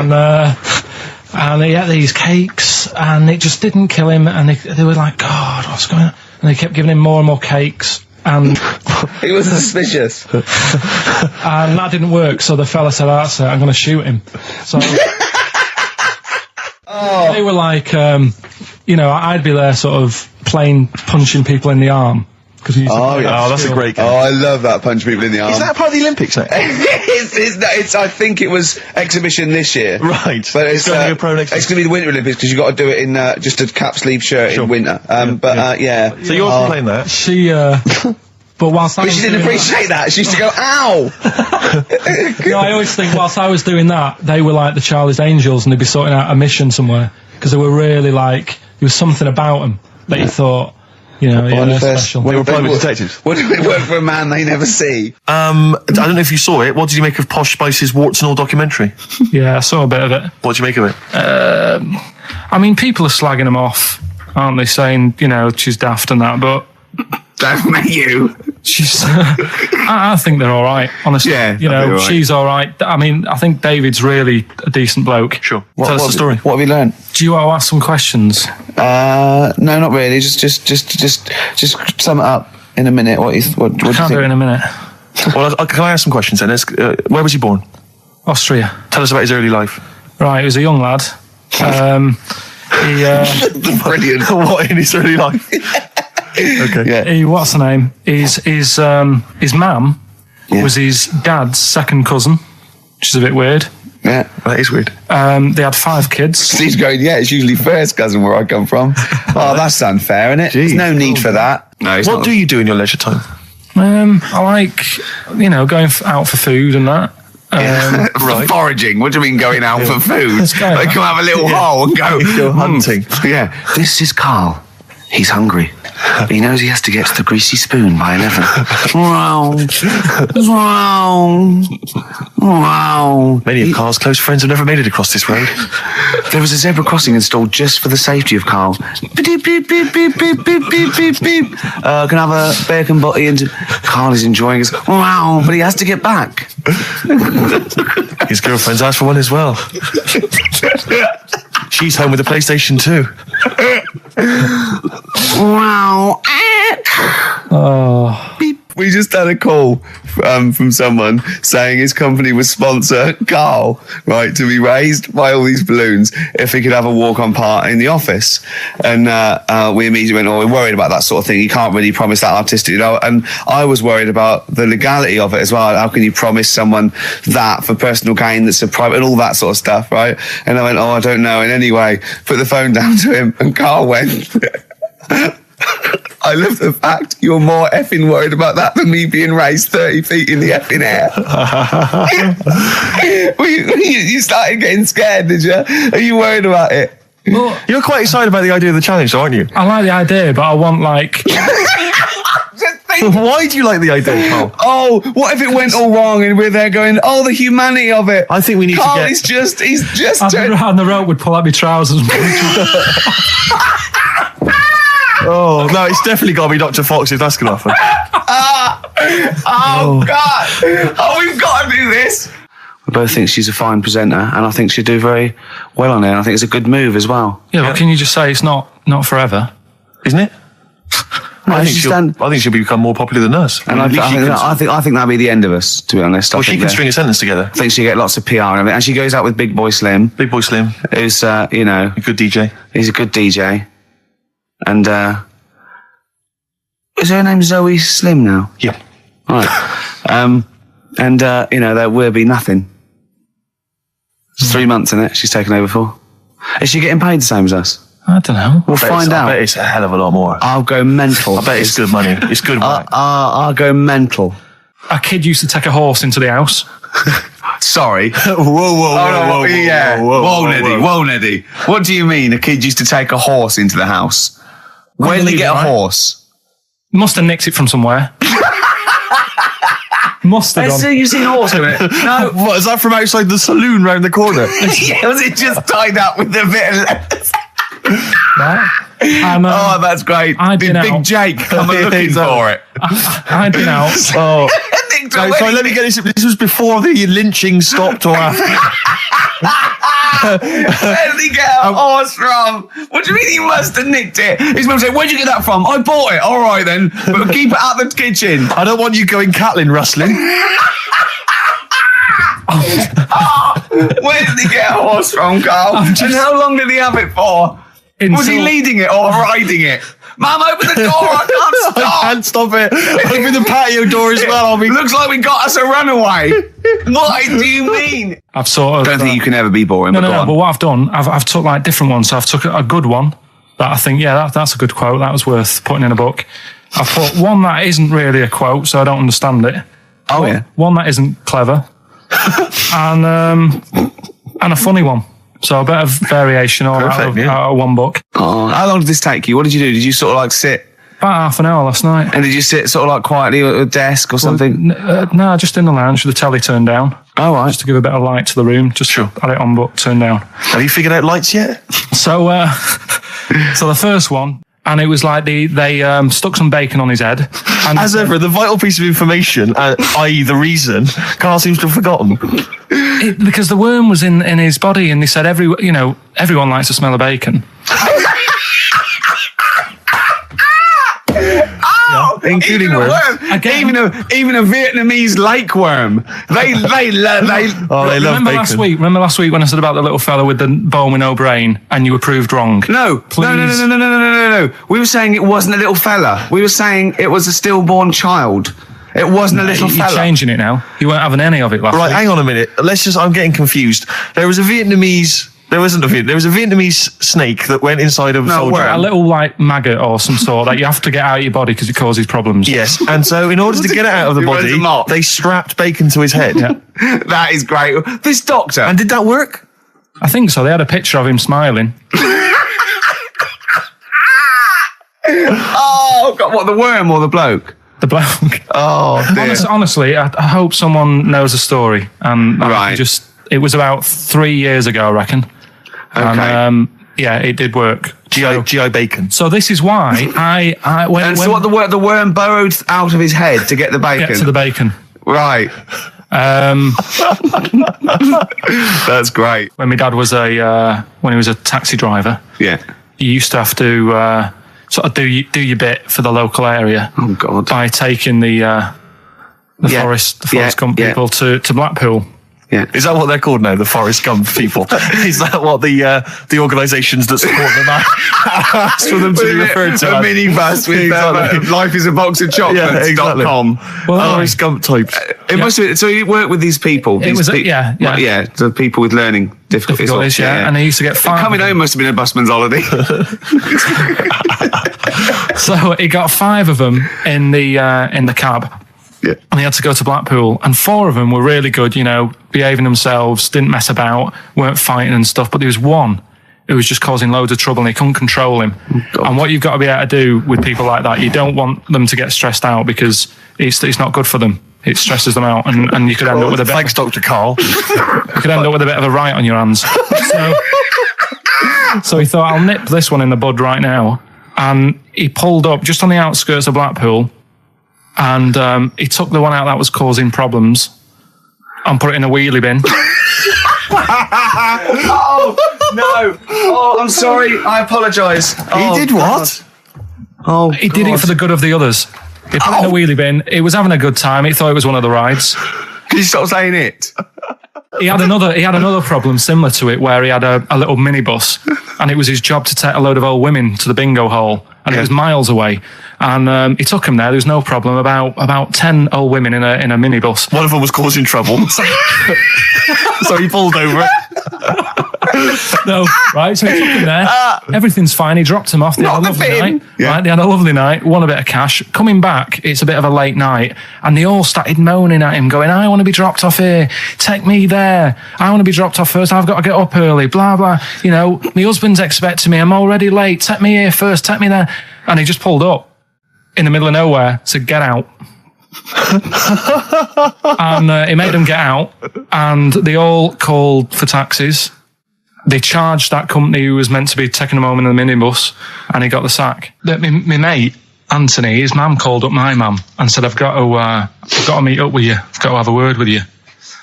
And she said, what about? She said, I don't want to talk about it over the phone. So she goes, oh, right. Well, yeah, come round tonight then. So anyway, my mum sees me. She don't want to be in an awkward position and like be a bit embarrassed and what have you. So she sees me and she goes, right, Anthony's mum's coming round. What have you been doing? Yeah.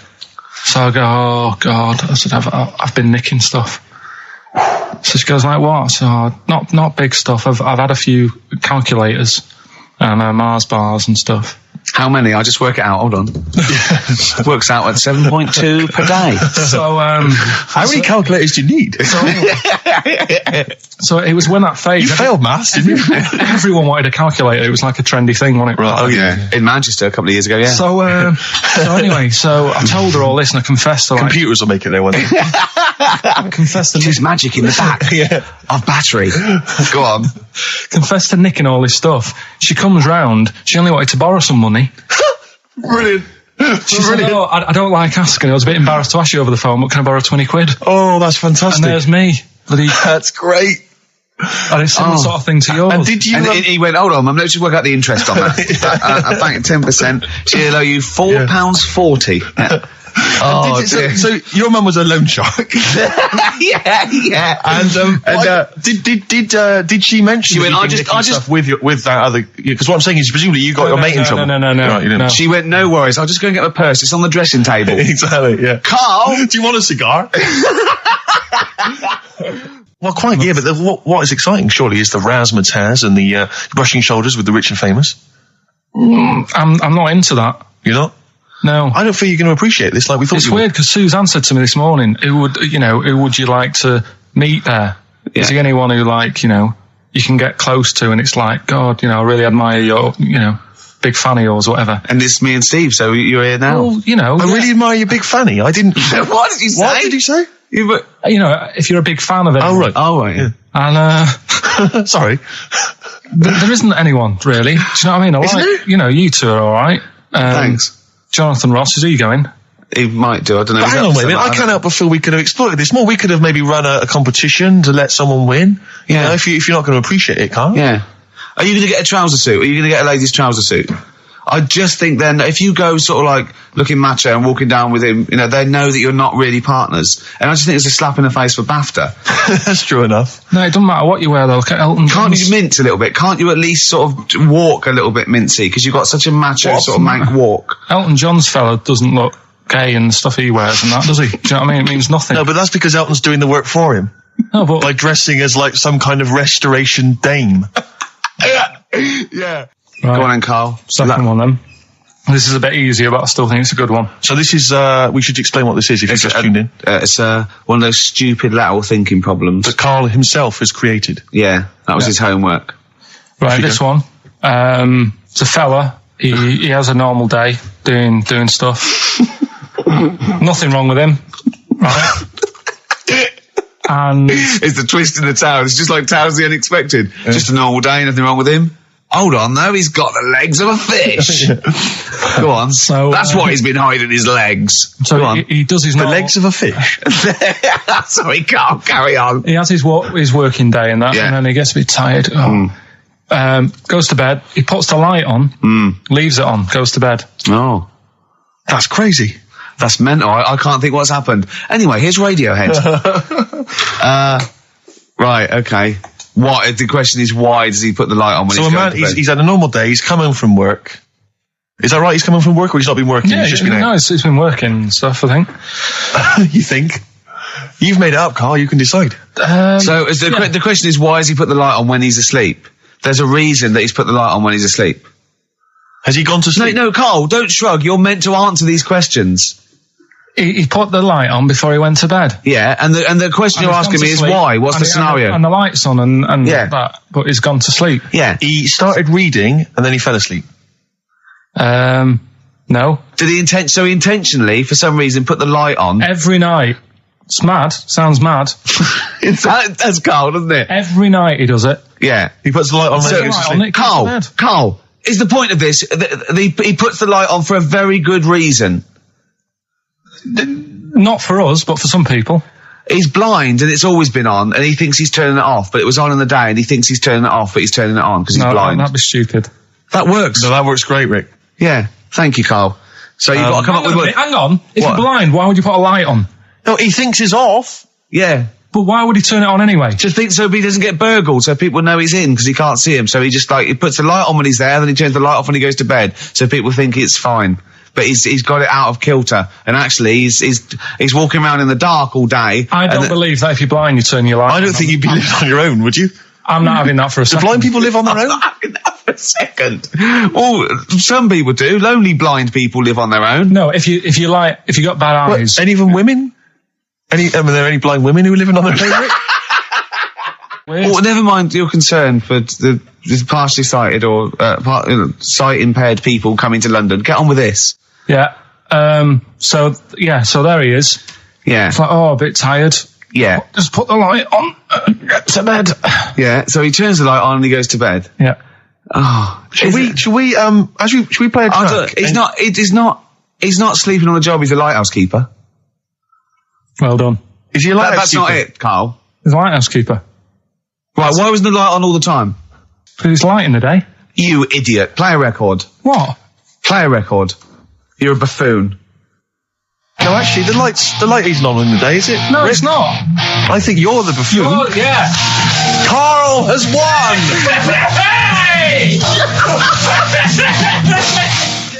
So this week's then, and don't say it if you know it, because the idea is that people can follow up, right?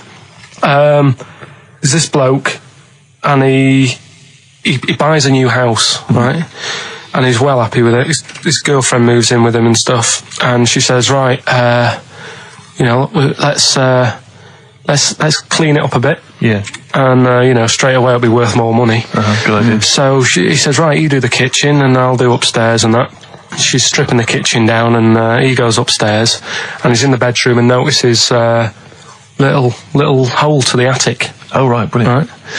So he goes, I wonder how much room's up there. I've never weighed it up. So he goes up there and it's all like dusty and a mess.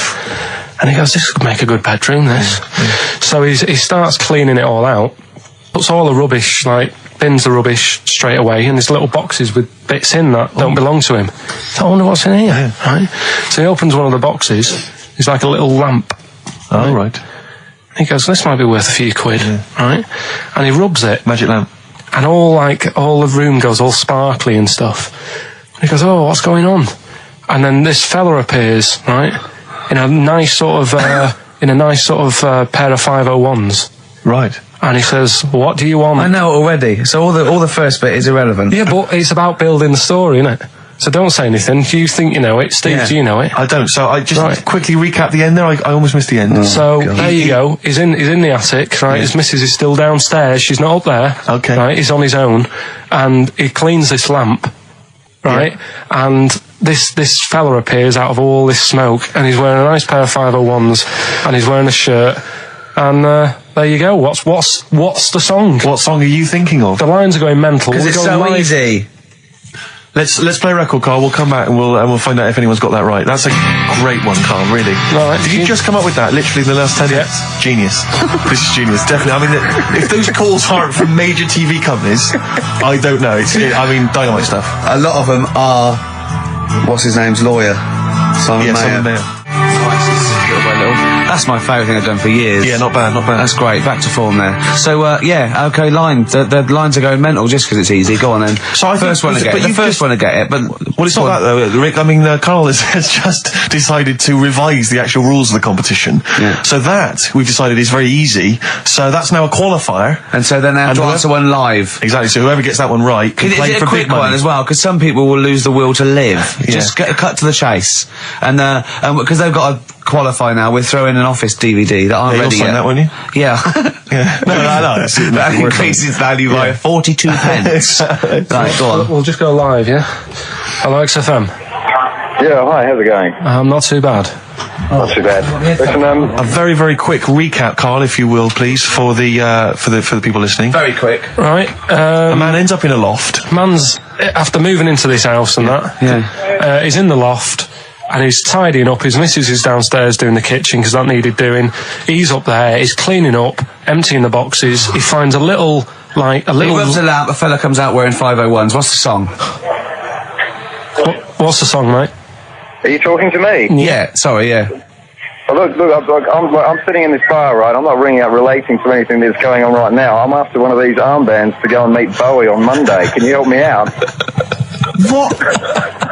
What? Piss off. You can't say that to our public. Yes, I can. What I can't bear is people begging, Rick, on the radio. You know, I can't bear it. Is that the Australian People bloke just who's got the Bruce scrounging Springsteen for tickets? Hello, XFM. Hello. Hello. Are you phoning up for an armband? No. Okay, great. Gene Genie, of course it is. Well done. Well done. Right, what's so your name? Everyone else can ring off now because this. Well, she might not take the challenge. What's your name? Hello. What's your name? Christina. Right, do you want to take on the challenge? Yeah. Yeah? Right, so this is for... She's already won a couple of CDs. This is for the Office DVD. Right. Okay. Signed by Ricky Gervais. Did you witness a murder while you were doing this? Yeah. It was like that sort of Sliver film where that bloke had loads of tellies watching people's lives.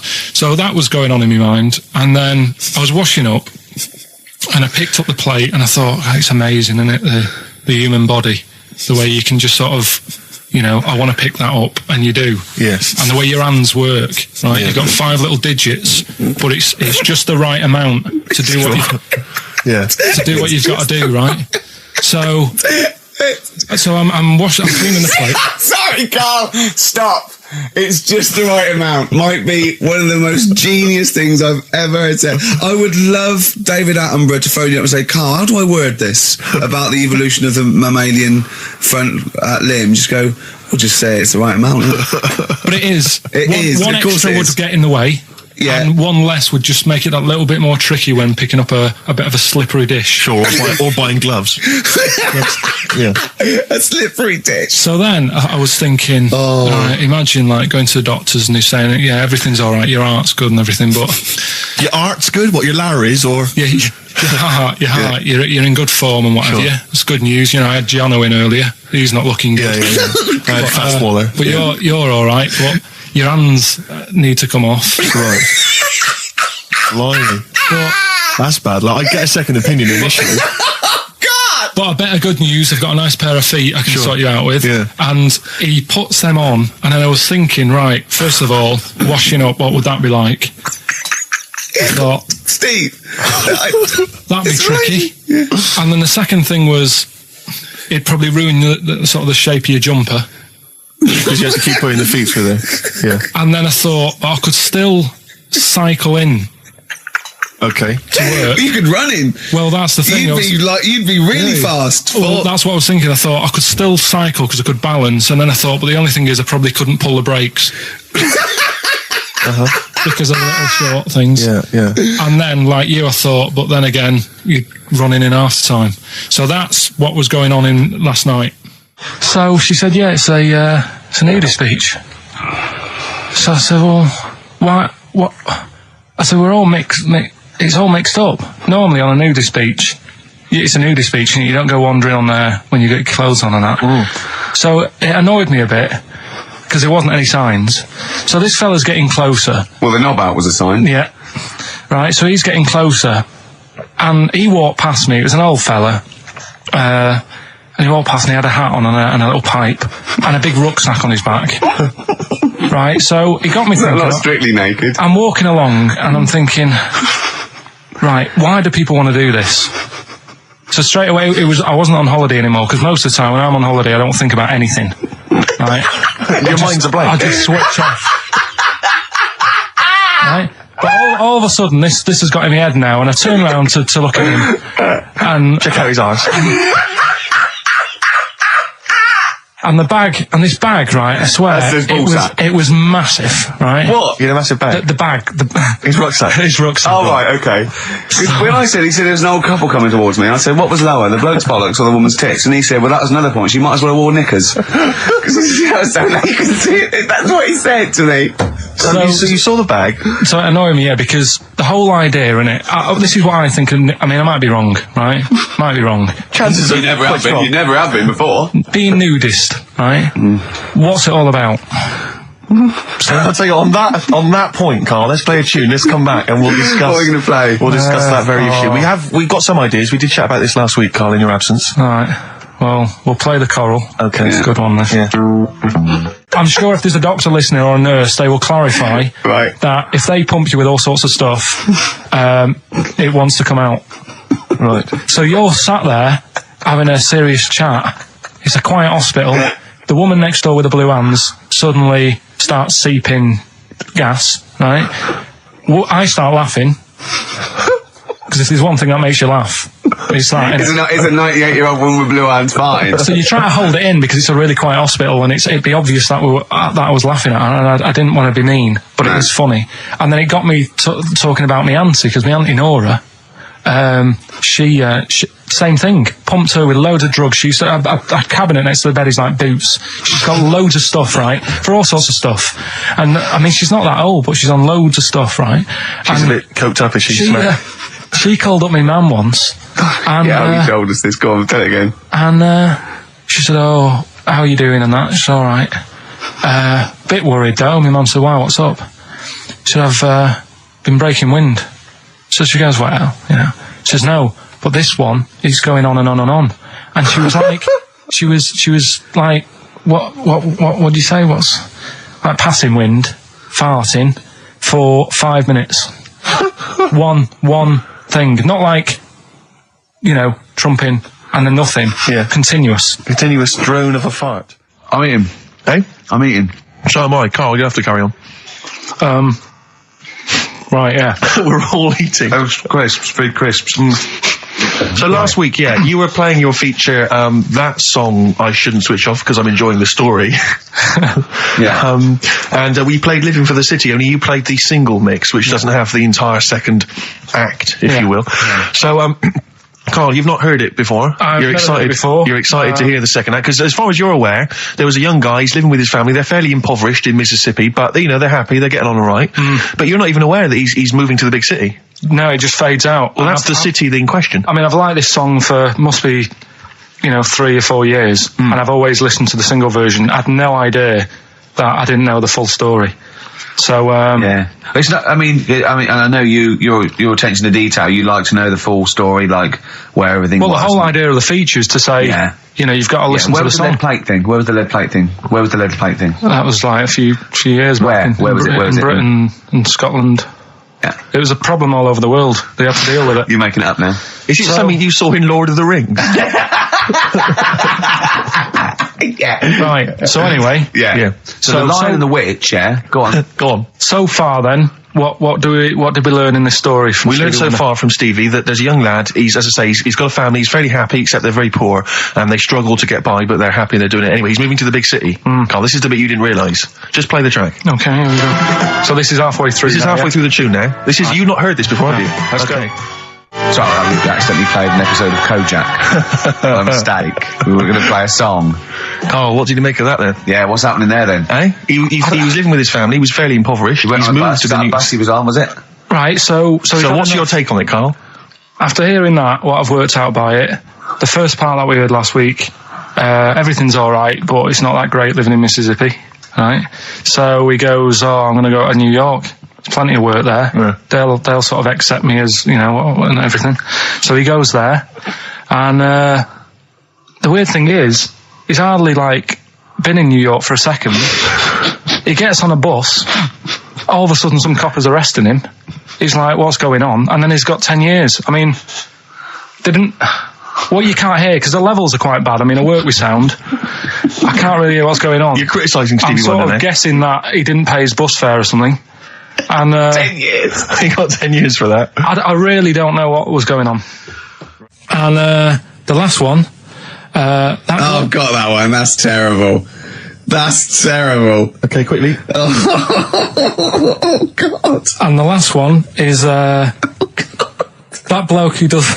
Come on! It's making me laugh. Come on, Carl. Be professional. Right, the last one. Right. I can't do it. It's making me laugh. Oh, come on. I'll come and read them then. No, hang on, come on, Carl. Right, here we go. They don't do this on Blockbusters on TV, do they? No, come on. That bloke who does sport on telly. He's got a little kid, right? Initials DC.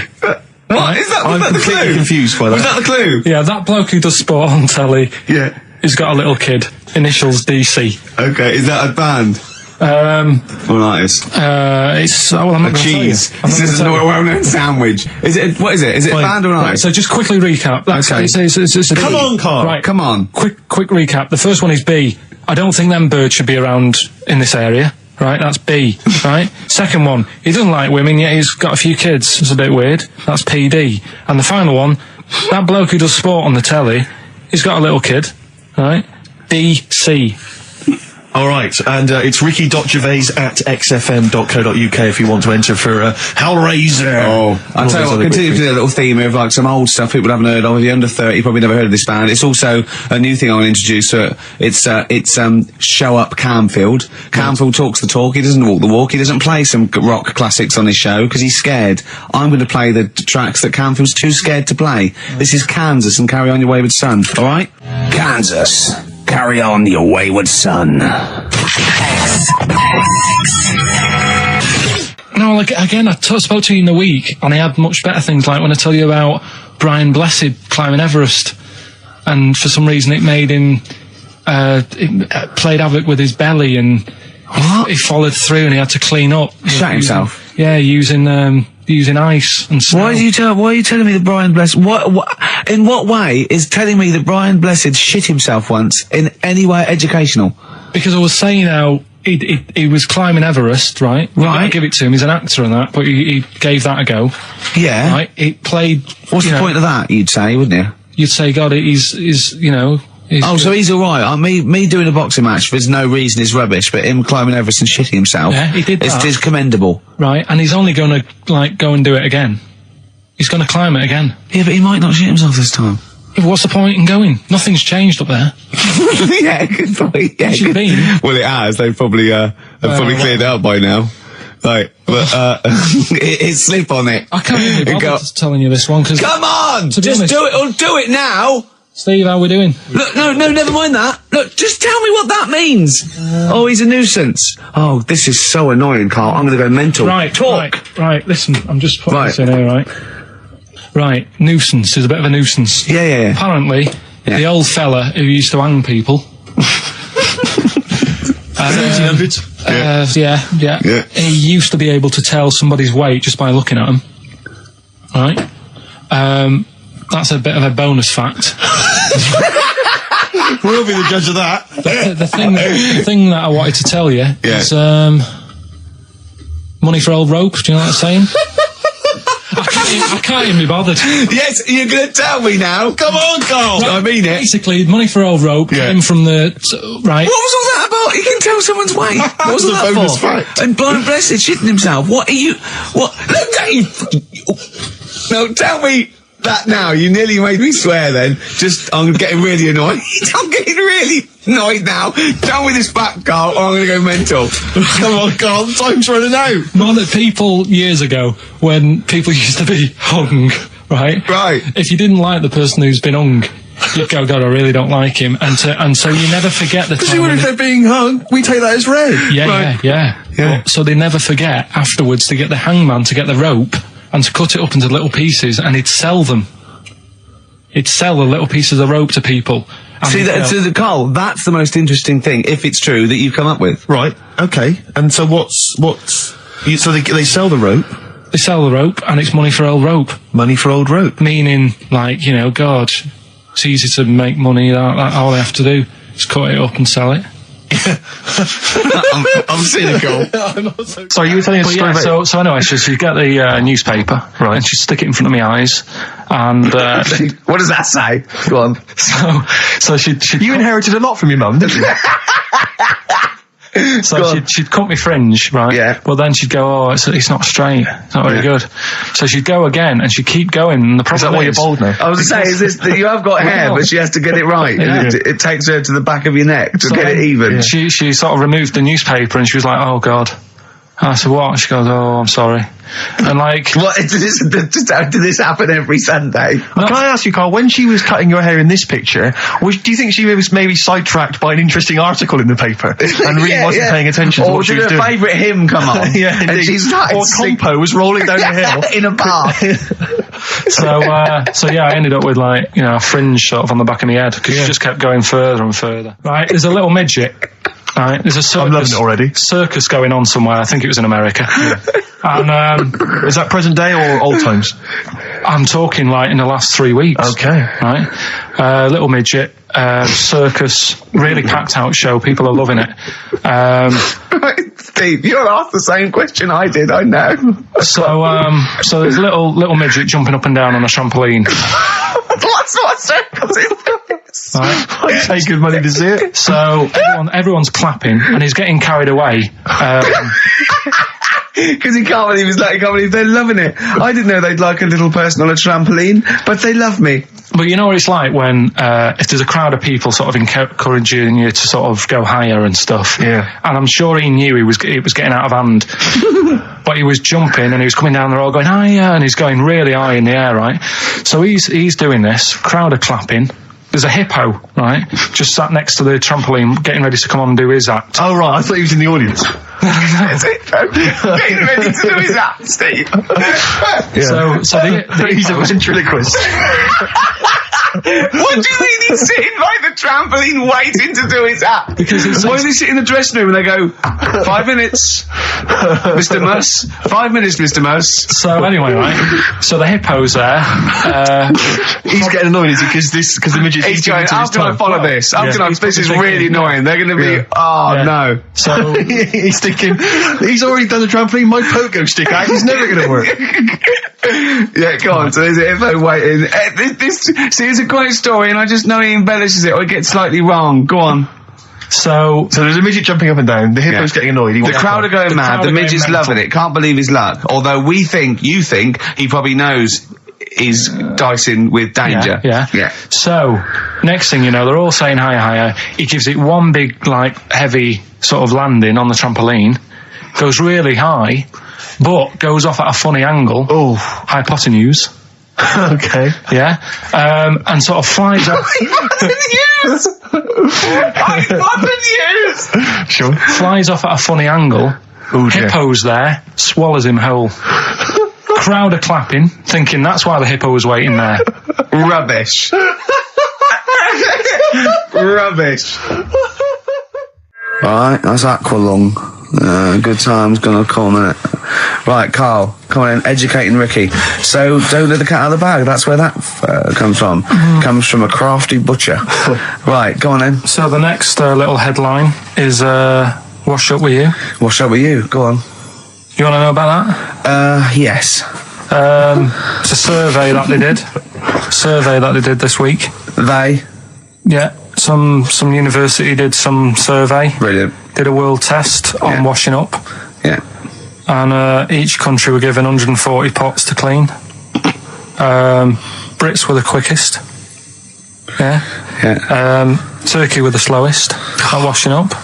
The Turks. It's not because the little fellas that work in the kitchens with no... Is it? They can't reach. Spain were the cleanest, and the Germans were pretty good as well. So I don't know where to start with this. Honestly, Steve, I don't know where to start with that. Look at his face. It was really light, right? We've had the parrot, right? These are things that I found the parrot, right? I've told you about the dog in the car wash. Right, you didn't tell me about that. You said there's a car wash for a dog. That's all you told me. Yeah, the but parrot, you said there's a parrot. What? It's a problem at funerals. Yeah. That's nothing. Do you understand? And They used to eat cats. what else have we got? Travis on XFM 104.9 on Ricky Gervais with me, Steve Merchant and Karl Pilkington. We're doing Educating Ricky. Right, final one. Come on, Karl. Right, what was it? It was, why don't they just get a diary or some paper or something to write on? Yeah.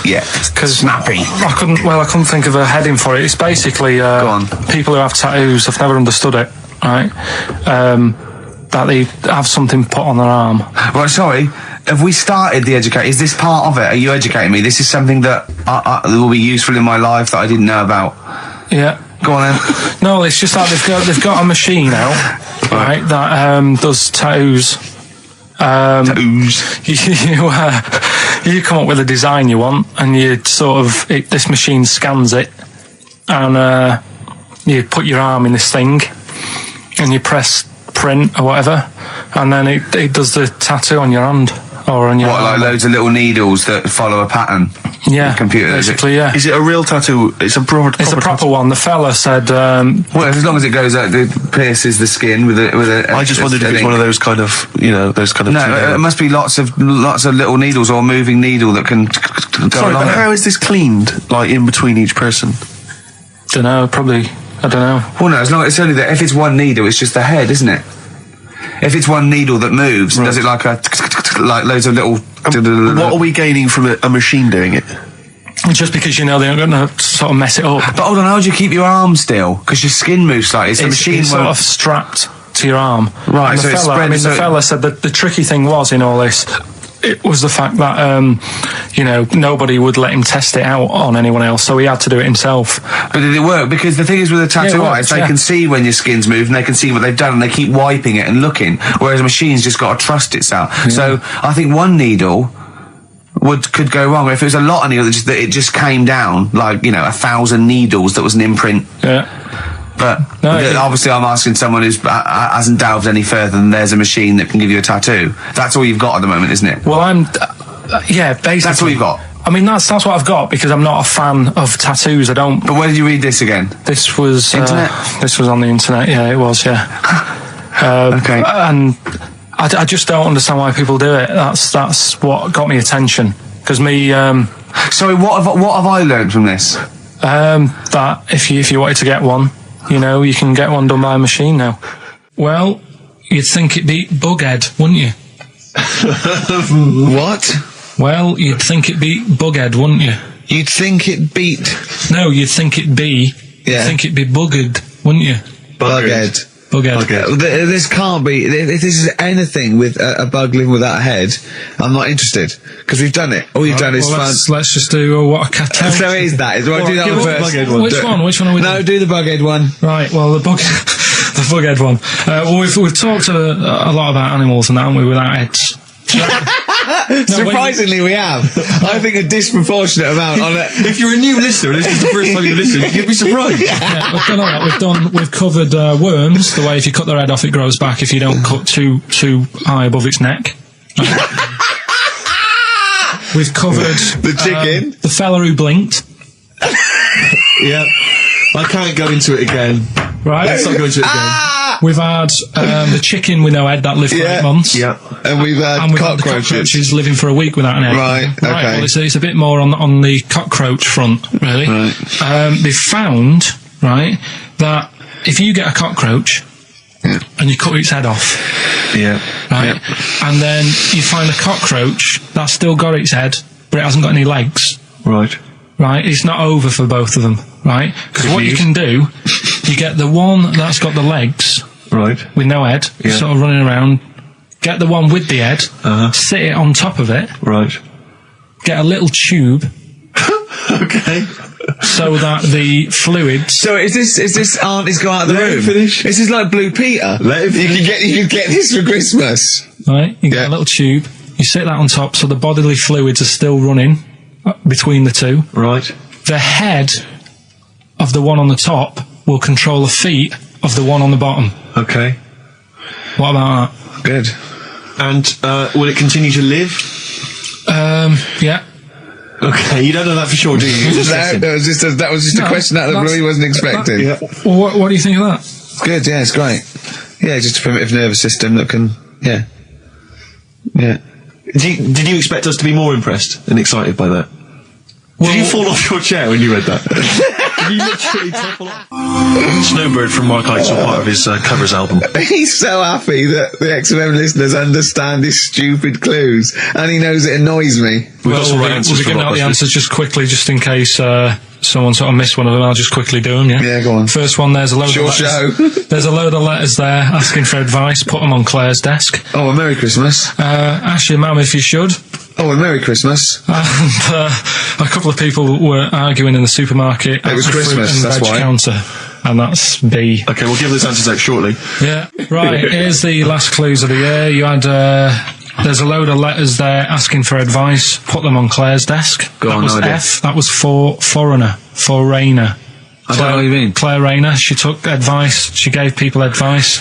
So that's a foreigner. That is shit. Right. I'm sorry. That might be Christmas. That is absolute A garbage. lot of people got the right answer. I know, well, that annoys me even more. Number The two. second one, ask your mum. Foreigner. Yeah. Foreigner. Second one, ask your mum if you should. That was S. That was Shalimar. Shalimar. Right? No, bizarrely, what was the clue there? Ask your mum if you should. No, we got a lot of people saying Smashing Pumpkins as the answer to that. I don't know who's saying that today, Mum. Smashing Pumpkins. Merry Christmas, Mum. Smashing Thanks very Pumpkins. much. Nice bollocks.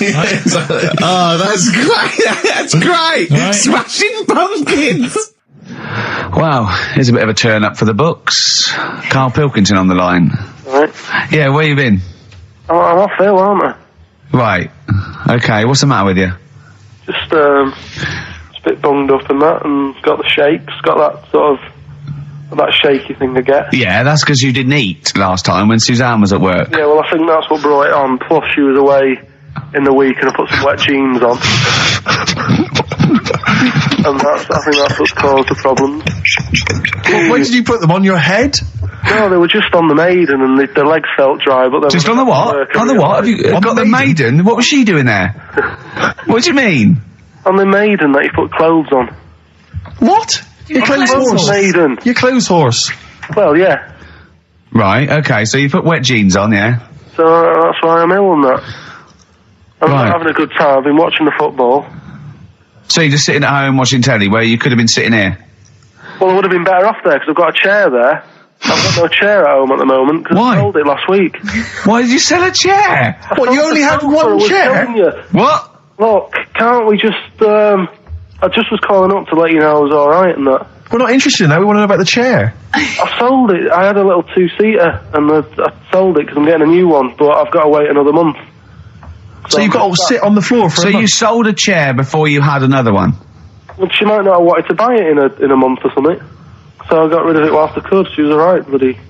We'll talk about that next week. Oh, you're going to be in next week? I look forward to that then. That's a dynamite piece of radio to tune in for. The day Carl sold a chair. Brilliant. Alright.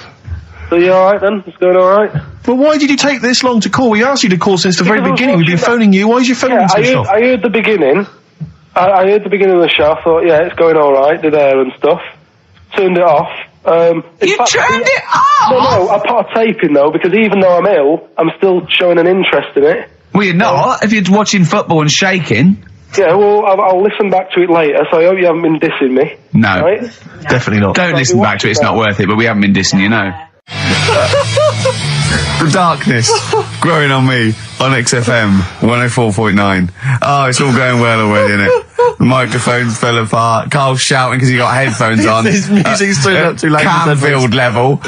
God, it got pre-out. Look at him giggling. Look at him.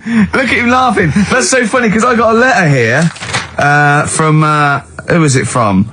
Mike Heel, who sent me a little picture of a little Japanese fella from a film who said looks like me, and he does a little bit. But he says, please can you make Carl laugh? I've never heard him utter as much as a snigger, and I'm worried he may have a genetic disorder.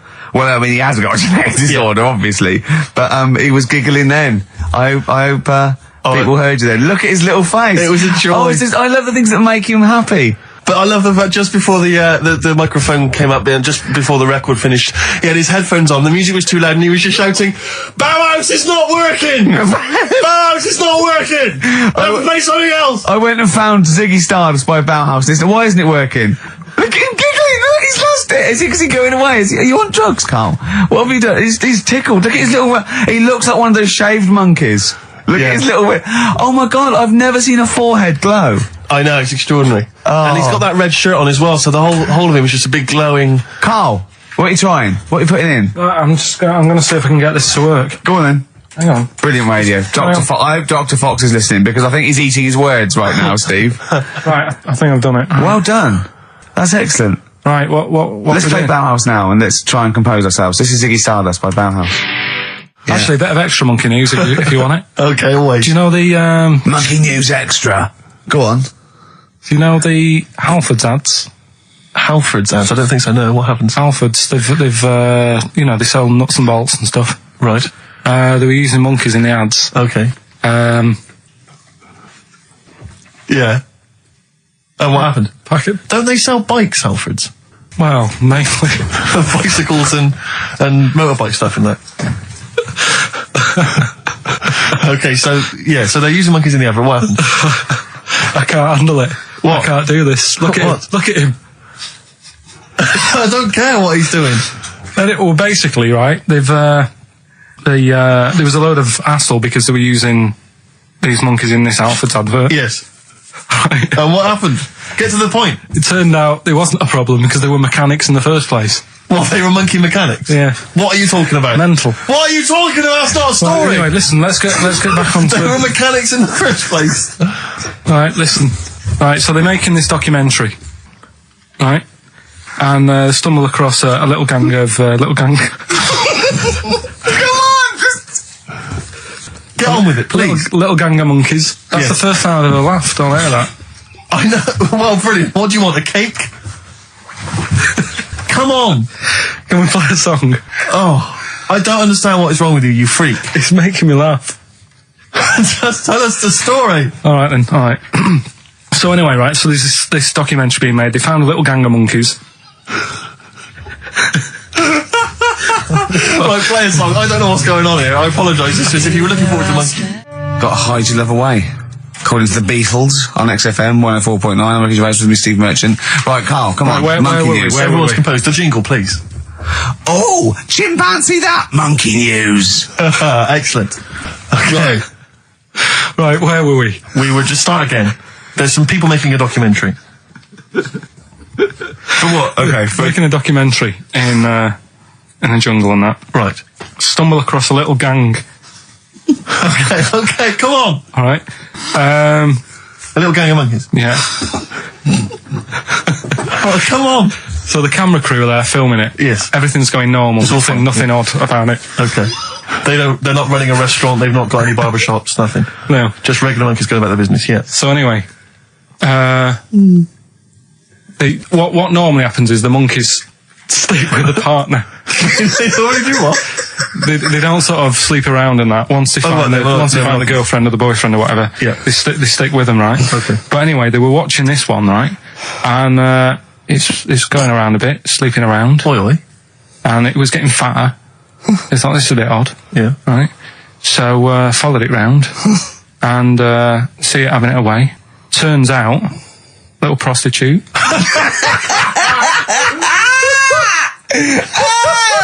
Oh, God! It's a little monkey prostitute. And it was getting fatter because it was charging them bananas. What a load of old rubbish. It's charging on bananas! What was it, a boy or... It was a... Little woman monkey. That's the most extraordinary monkey news I've ever heard. Oh! That is genius! Has this documentary been televised? I don't think it's been on yet. No. And that's all the information you've got? Yeah. And is that's one banana for everything? The half a banana is for... Just oral? a poor job. Right. If you want full-blown monkey sex, it is 2.5 bananas. Sure. So, Let's just play a song. let's just play... All right, well, this is our penultimate show, so we're back next week. We're going to make it a barnstormer, I'm sure, lads. I want 100% behind it, 110% next week. All right, none of this giggling, none of this infantile giggling, like Okay. two schoolboys. Right. All right, we're going to come back, we're going to have some quality monkey news next week. We're going to have all kinds of treats, I would have thought. Okay. Some great prizes. All right, Yeah, okay? yeah, We're all best show. behind that. Let's make next week the best show ever. Good luck. If you miss it, then you miss out. We're ending with a track from a couple of years back. I think it was 92, 93. Dinosaur Jr. Start Chopping. Play that. Start playing. Forget Start Chopping. Start playing. All right. All right. See you next week. Yeah.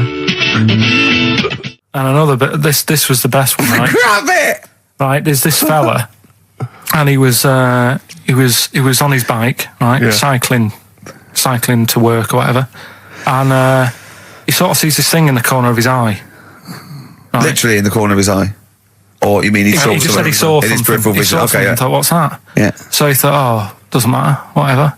And he stops off at a cafe, right? Yeah. Get a little scone, a tea or whatever. And he goes in there and he's sat down, and the waiter comes over. He says, yeah, what do you want? He says, I'll have a scone and a tea. He goes, all right then. So he goes to get it, comes back. As he puts the tea and the scone down, his face is like, what is that? Right? Like a look of frightenedness on his face. Right? Drops the tea and legs it. So the fella's going, what? So he legs it after the bloke and goes, what? And he says, oh, something came out of your nose. That was massive. Sorry, something came out Listen, of the this guy's is all true surgery. because people would have watched it, so don't start saying it Sorry, didn't but hang on, I happen. just need to clarify. The guy on the bike... I don't believe he ran away. Wait a I minute. don't believe he legged it. I don't believe he had a look of frightenedness on his face, and I don't believe he said something massive came out your nose. and I don't even believe he had a cup of tea and a scone. These are the things that I think are embellished. But who had something coming out of his nose? Was it the guy serving the scone? The one who was on the bike who ordered the scone. Yeah, but what It was came out it? of his nose. What was it? Came out of his nose. Right. So he goes home And he thinks, I've got to sort this out because it's not good and that. So he But what? No, it was out of his nose. So you mean it poked out of his nose? It didn't come out. It just said hello and then It was like the maggot in the head. Yeah, He just yeah, popped, it just- popped his head out, had a look around and went back in. Why Like, did the bloke drop the tea and run? well, it's weird, isn't it? Alright, so he goes home. He goes home and he goes, oh, God, you know. So he sits in front of the mirror and he's sat there waiting. This thing comes out. Again, sort of looks round, goes back in again. So he goes, oh. No scones. Right. No, So he goes, I've got to sort this out. He goes to the doctor's, says to the doctor, I've got something up my nose. It just keeps coming out and having a look round, going back in. Didn't say that. The doctor's like, oh, I haven't heard of that before. Right? Didn't say that. So sat there. He does it again. The doctor looks, frightened again. Runs away? Yeah. Well, he's got a look of frightenedness on his face. He had a look of medical frightenness. Yeah. He dropped his stethoscope and legged it. No, he said, I know what it was. So what? So you got a leech up your nose. He had a leech about that long. What's radio? Well, how long's that? 4 inches. 4 inches coming out of his nose. Next time it stuck its head out, he grabbed it, pulled it out. That's horrible, though, isn't it? Isn't it? Can I just remind people, just let people know, when Kyle was saying it was about that long and Ricky said 4 inches, he was using his fingers. Oh yeah, he didn't have his... No. There's nothing else there. Fella out, no. So he had a leech up his nose. How did he get a leech up his nose? I don't know, again, I'm not that bothered about that bit. Buy it if you want, not bothered, think about it. Come back, right? Come back if you want. Start again! Go on, that last halfway through! Right, start that second one again! Right, well, you can buy... It's different! Well, the first one was bite if one now this one was well, write it down, bite. Right, do it. If it's a cryptic clue, all the letters count. Do it. Buy it if you want, I'm not that bothered. Think about it, come back, check some other places out first before you That was a crossword clue in the Times. So we've got no time for other clues. Right. So that's SC. Right, do that clue again.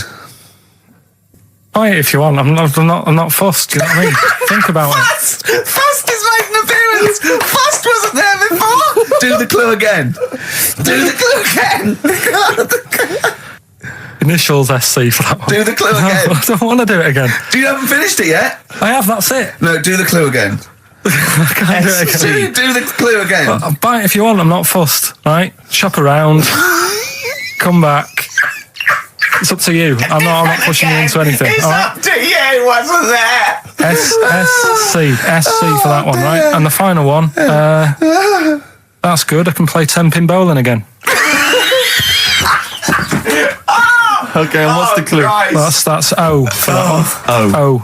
All right, so they're the three Now I things. assume that I'm not going to bother to look, but I assume there's a jiffy bag of taps Yeah. which people can win. All right, well, great, good luck. Ricky.gervais@xfm.co.uk is the email Play a address. record. Thorns. No, buy it if you want. I'm not fussing. Come back, have a look around. I'm open Wednesdays, by the way. Shut up, for see you later.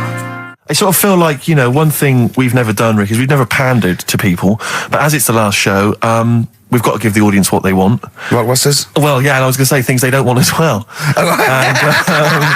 And well, just basically to keep a smile on Carl's face. Yeah. I say a smile, a sort of not quite a scowl. Yeah, he never really smiles. So, it's just really as a chance for him to have a go. It's like, you indulge an annoying child. The only time Carl laughs is for no apparent reason. Yeah. What do you think? Like, What do you mean? well, sometimes you'll go, and I know you'll be thinking of what a monkey could do. Yeah, it's like people who've had electroshock therapy. Yeah! It's such him tied down, biting on Exactly, something, yeah. biting on a big leather pad. If you got like a bulb, Jesus. I know, you don't think about the cryptic clue is that every syllable counts. He says it different every time he says it. There'll be something different. Look, go on then. right? So if you get a bulb, right? A bulb what? A bulb. A bulb. What's a bulb? What's a bulb? Like a A light bulb. I like bulb. Oh, a light bulb. So you get a bulb? You get a bulb. Yeah. Go on. He's gone. Right, go on. So you get a bulb, right? Oh, yeah, a bulb. Yeah. You got something in your throat. What are you doing? You eating a gobstopper? What are you doing? We'll play a song then. No, come on. Get the clue out, for goodness Go on. sake. So the cryptic clue is, so if you get a bulb, right? So That's the beginning. Okay, great. right. If you get if you get a bulb, like, go on. And you look after it, right? You look after that bulb. and you teach it stuff and all Jesus that. Christ. What you doing there? Do you know what I mean?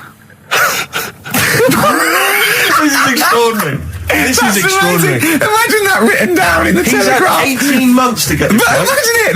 That's not a clue. That's an essay. I don't know what it is. It's a I conversation don't know with if he means yourself. a light bulb, a bulb like you plant in the garden. What kind of bulb does he mean? Yeah. It doesn't really matter. Oh, Like, you okay. get a bulb. Well, remember that. It doesn't matter. Okay. Okay. It doesn't No, matter it what. does, but I can't say too much. Right, so listen, let me just do it again. You get a bulb, right? When it's young, you look after that bulb, you teach it stuff and what have you. What have you done there? What's gone on? Brilliant. And what are the initials of the band? R, right? R. R for rabbit, right? So anyway, my dad says, yeah, well, we can get in there for free. Of course he did. Clever. Right? So we parked up on this little country lane, right? No one about. We walked How much down was it to go in? Like £2? about £3 each. Yeah. But he said, well, yeah, but if you don't have to pay, do you know what I mean? You enjoy it even more, don't you, when you're walking about and you think, I've got this £3 in my pocket, no one's having it. Yeah. Right? No, looking over shoulder for a bloke with a peak hat saying, "Can I see your ticket, please?" I wouldn't enjoy it more. No. Go on. Yeah, but you don't worry about it, do You you? got a bit of money now then, Rick. You've changed. So anyway, so we had to walk across about 4 fields, For £3. right?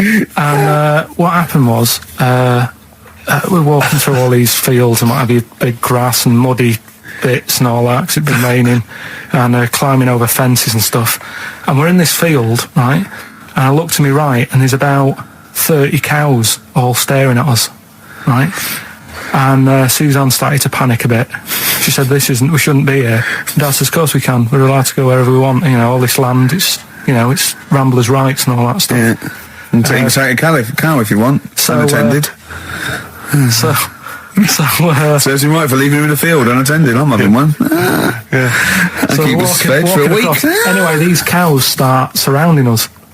Surrounding us. And, Oh, brilliant. Oh, no. Face off. and Suzanne's panicking, going, "This isn't right. We're not going to make it to the fence in time." They're moving faster than us, and he started sort of running a bit. Wow.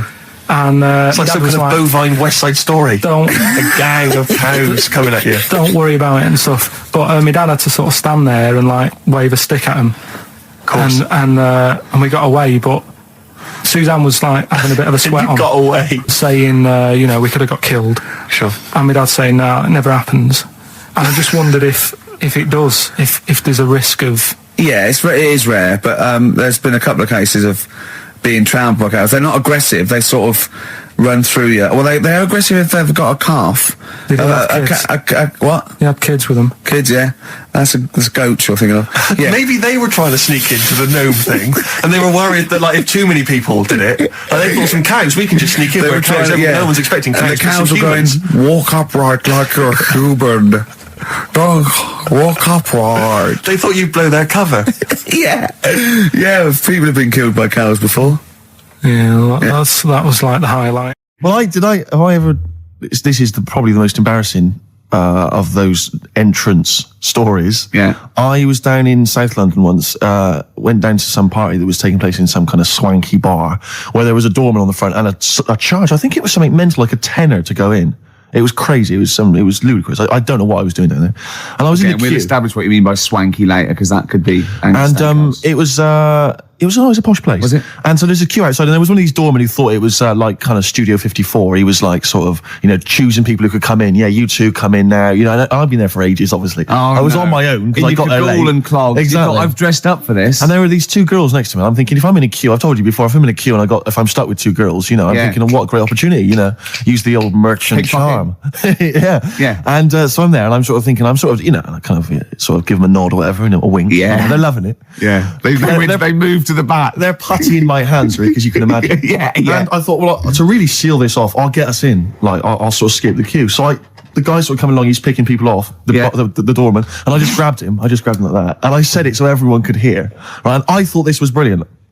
I said to him, how much is it? He went, 10 quid. I went, I'll give you 7. That was my bribe. I'll give you 7. That's the whole £3. No, that can't be right. No. No, he must have said a £5, and I said, I'll give you 7. Yeah. That makes more sense, doesn't it? That's giving him a £2 Yeah, incentive. a £2 incentive. That's it. I'll give you 7, you can make up the 10. Exactly. You can, if you let me in, you can put in 3 yourself, mate. That never works, does it? He said to me, I can't be bothered, I'm just gonna have a kip, I think. I'm so tired. Was it percentages that put you off? That frazzled anecdote? me initially. I mean, it's a funny anecdote when you're giving him £2. Yeah. It's even funnier when you're getting him When to he's put up paying stuff. me as well. Oh, I love it. Right, we're gonna play a record, then we're really gonna concentrate. XFM 104.9, Ricky Gervais Show. Steve Merchant's also involved. Go to bed. Oh no. Like that Steve trying to impress a girl in a queue, offered the bouncer £2 for himself if he could go to the front of the queue. Man, that was so embarrassing.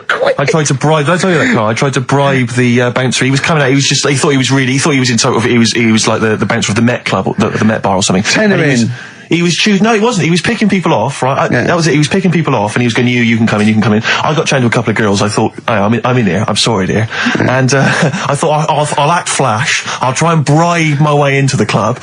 The guy was walking past. I cornered him. I went, "Wee, how much is it to go in?" He said, £5. I went, "I'll give you 7." And £2. I thought, because the problem I had was I didn't want to go straight to like a tenner, because if he accepted 7, I didn't want to be down. I didn't want to waste money. Right, so I thought we could at least haggle. It was the term. Is that frugal? What is the term for that? Thrifty? But I'm resenting this because you are trying to create this myth that I'm somehow, that I'm somehow cheating my money, or that I'm not a great lover. You know what I mean? And that's I'm like, it's annoying me, frankly. Oh dear. So, Carl, do you think, and maybe Ricky as well, do you think you know much about DJing for the sort of the wedding party, or maybe someone's 18th? Oh, really? Okay, let me just offer a little hypothesis for you then. All right, the buffet's been served, right? A few people have done some speeches, like it's a wedding do. Yeah. So you've already played some records early on, you've stopped for food, you've just played some light backing music in the background while the food's been served. You want to get the party rocking again, what do you kick off with? It depends. I've already got it down to 2 or 3 records. Okay, I'd like to hear what they are. Well, I've got it down to Earth, Wind and Fire. Right. That'd be great. If there's, depending on, or you want to go a bit more modern, I'd probably start off with sort of Will Smith. Well, careful, Rick. I've got to bear in mind, it is a wedding do, so there's people from age 8 to 80. You got cake for every market. Okay. Carl, what about you? See, this was back in '88, so Kylie. Yeah. Can I tell you what the definitive track is? Go on. Oh, What a Night, Frankie Valli and the Four Seasons. Ding, ding, ding. People don't realise what it is exactly. It's straight away. Ding, ding, ding. Bow, down, down, down, down. I can't actually play it. But, oh, what a night. Late December back in 60. That leads you straight into a 7 medley, and everyone's loving that. I'm thinking Bee Gees. There's going to probably be some kind of ABBA track, Dancing Queen, all going to storm.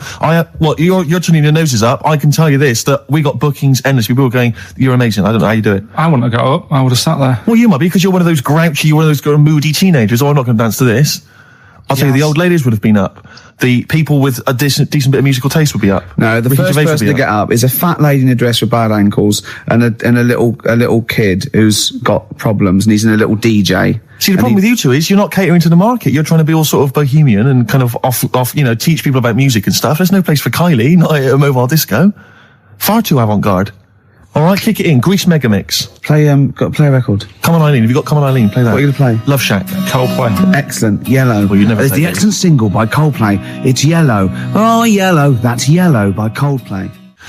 We're talking about embarrassing stories and stuff, and I don't know if I've told this on the radio before. Have I told you, Carl? I'm not sure. But this was when I was working at the BBC. This is not even long ago, and I moved to London, and I was fairly new in London. And I was working at the BBC, and I had this BBC hire car, and I've never told it. If there's anyone listening who works for the BBC, I don't know if I can still get in trouble for it. But this BBC hire car, and it was like I've been ferrying kind of actors and people and production people around all day in this car. And I was driving back, it was quite late, it was about sort of 7 or 8, and I was driving back, and I pulled in to get some petrol to fill up the car every day. And I went into this garage to fill up some petrol, and I was there, and two blokes came in a white van, right? They pulled into the forecourt, and I was filling up the car, and they went, "Hey, do you want to buy a couple of speakers?" And I said, Yes, I do. Yeah. Because, I'll tell you the reason, it was like I was so flattered that they thought I'd be the kind of bloke who would, A, need some kind of classy speakers, and B, would like to buy them on the sly. Do you know what I mean? Yeah. I thought, they like the They've fact seen me. They've seen I look a bit of a hustler. Exactly. Yeah. I'm a street sort of guy. You can see by the way I use my walk. Exactly. Yeah. So I couldn't believe my luck. So they drove behind the garage, the little sort of garage bit at the back, and I went round there, sort of casually went round there, sort of locked the car, went round there. They went, open the back. You had these speakers in there. I said, are you sure these aren't knocked off, mate? He went, no. We work for Dixon's. This is a story he spun me. We work for Dixon's, right? And we're delivery men. And if we make a delivery and the person's not there to sign for the goods, then we have to bring them back to the warehouse. But if we can sell them on the way back, then that's really good for Dixon's. Dixon's must love that. And instead of thinking, are you sure some kind of troubleshooter did someone going to go into Dixon's and go, you're not getting in the garage forecourt market? Jones. Exactly. Get a couple of lads in a white van. Exactly. Yeah. So anyway, I sort of bought this story, and I was a little bit dubious, and I went, right, let me hear them then. And he wired them up to the car stereo, and boom, boom, boom, they're playing. So it was some groovy hip-hop. I was thinking, great, these guys know what I'm into. Yeah. And he's giving me the talk and stuff. And, I said, I'm a bit worried these are knocked off. He went, no, listen, we got a bloke at Dixon's who can confirm this is fine, right? Phone him up, use my mobile, right? And quote this reference number, right? So I phone out, they go, and I goes, I go, hi, some guys here in the garage forecourt trying to sell me some speakers. Just wanted to check. He went, it's fine. I went, should I just read the reference number or whatever? He went, if you want. And X14, and I'm like, it's fine. Yeah. Okay. You know that was, don't you? That was actually Mr. Dixon himself. Exactly. Yeah. Exactly. So I'm thinking, well, they sound great. They're giving me for a knockdown price. I say they were like 400 quid. They were like 200 quid or something. It was a good bargain. I was in the market for some speakers as well. Yeah. So, while they were loading it's all kosher. I phoned Dixon. Exactly. I phoned Dixon. That's fine. Yeah. So while they're loading them in the back of the BBC hire car, right? I'm in there paying for the petrol, right? And the guy who's serving goes, right. He goes, what were you doing around the back with those blokes? Right? Because obviously there's security cameras filming this whole transaction, right? And he goes, what are you doing around the back? And I went, brilliantly, there's some old mates. Some of my mates were just having a chat and that. He went, oh, right, okay, like giving me obviously the evil eye. So I went back to the van. So I'm in the car now and I'm driving with one of the blokes who's in the van with me because I didn't have the money on me. So I had to go to the cash point to get the cash, right? So I'm driving with him and the other guy's following me in the van and he was like a northerner like you and he was giving it all the, all right, I tell him my girlfriend's a DJ. She's got some of these speakers. They're fantastic. And he's giving me this. And then my mind starts working. Now that I've got a bit of time to think, I'm thinking, wait a minute, this all sounds a bit dodgy. Yeah. It dawned on me, Rick. You fool, are you? You're streetwise. Exactly. You're streetwise, Steve. Not only that, I was thinking, how am I going to get them home? I've got to drop the car off at the BBC. How am I going to get these huge speakers back to where I live? And how can I pay for them? Because I've just spent £100 on Find the Lady with a couple of blokes in the square. It seemed like a fair game. Some of his friends were winning. So I explained to him, I said, I can't get them back to Brixton where I was living at the time. He went, don't worry, give us an extra 20 quid, we'll take them home for you. Oh, that's good. Delivery. They do a whole service, you see. And there's also a backup guarantee. Did they have the guarantee, the 3-month guarantee? They didn't. No. But I said, I'm not sure about that. He went, well, why don't you put them in a cab, send them back, and your housemates can collect it? I was like, oh, no, there'd be no one in. And I was beginning to sort of get a bit conscious of maybe this was a bit of a scam after all. So I pulled into a little side road. I said, I'm not sure I'm into this now, actually. He went, what are you talking about? It's 200 quid for a pair of speakers. It's a bargain. You never get a bargain like this, mate. I'm going, not too sure, actually. I don't think I want them. He went, 150 quid, mate. 150 quid. I went, no, he's 100 quid now to you. And I'm thinking, wait a minute, this doesn't sound like the kind of work that Dixon's would be doing. Dixon's don't do that when I go in. This is it. Dixon's never negotiate in that way. When I go there, look around and I leave, they go, where are you going? Exactly. I go, no, we'll have anything then. Have anything for a So quid. I stopped the car and the white van pulled up behind me with his mates in. Sure. And I said, can you get them out? I'm not interested. And he went, 100 quid, mate. And he was just going, you tosser, you obviously want some speakers. And he was having a go at me. So I was carrying the speakers out and putting them back in the white van. And he was just shouting at me. He was going, 70 quid. I was like, 70 quid from 200? This is ludicrous. You realise that wasn't Dixon's policy then. Exactly. They don't usually shout, you tosser, as you leave the, leave the shop and walk down Camden High Street. They're not usually shouting, you tosser. You should have took the offer of the monthly payments they've got on at the moment.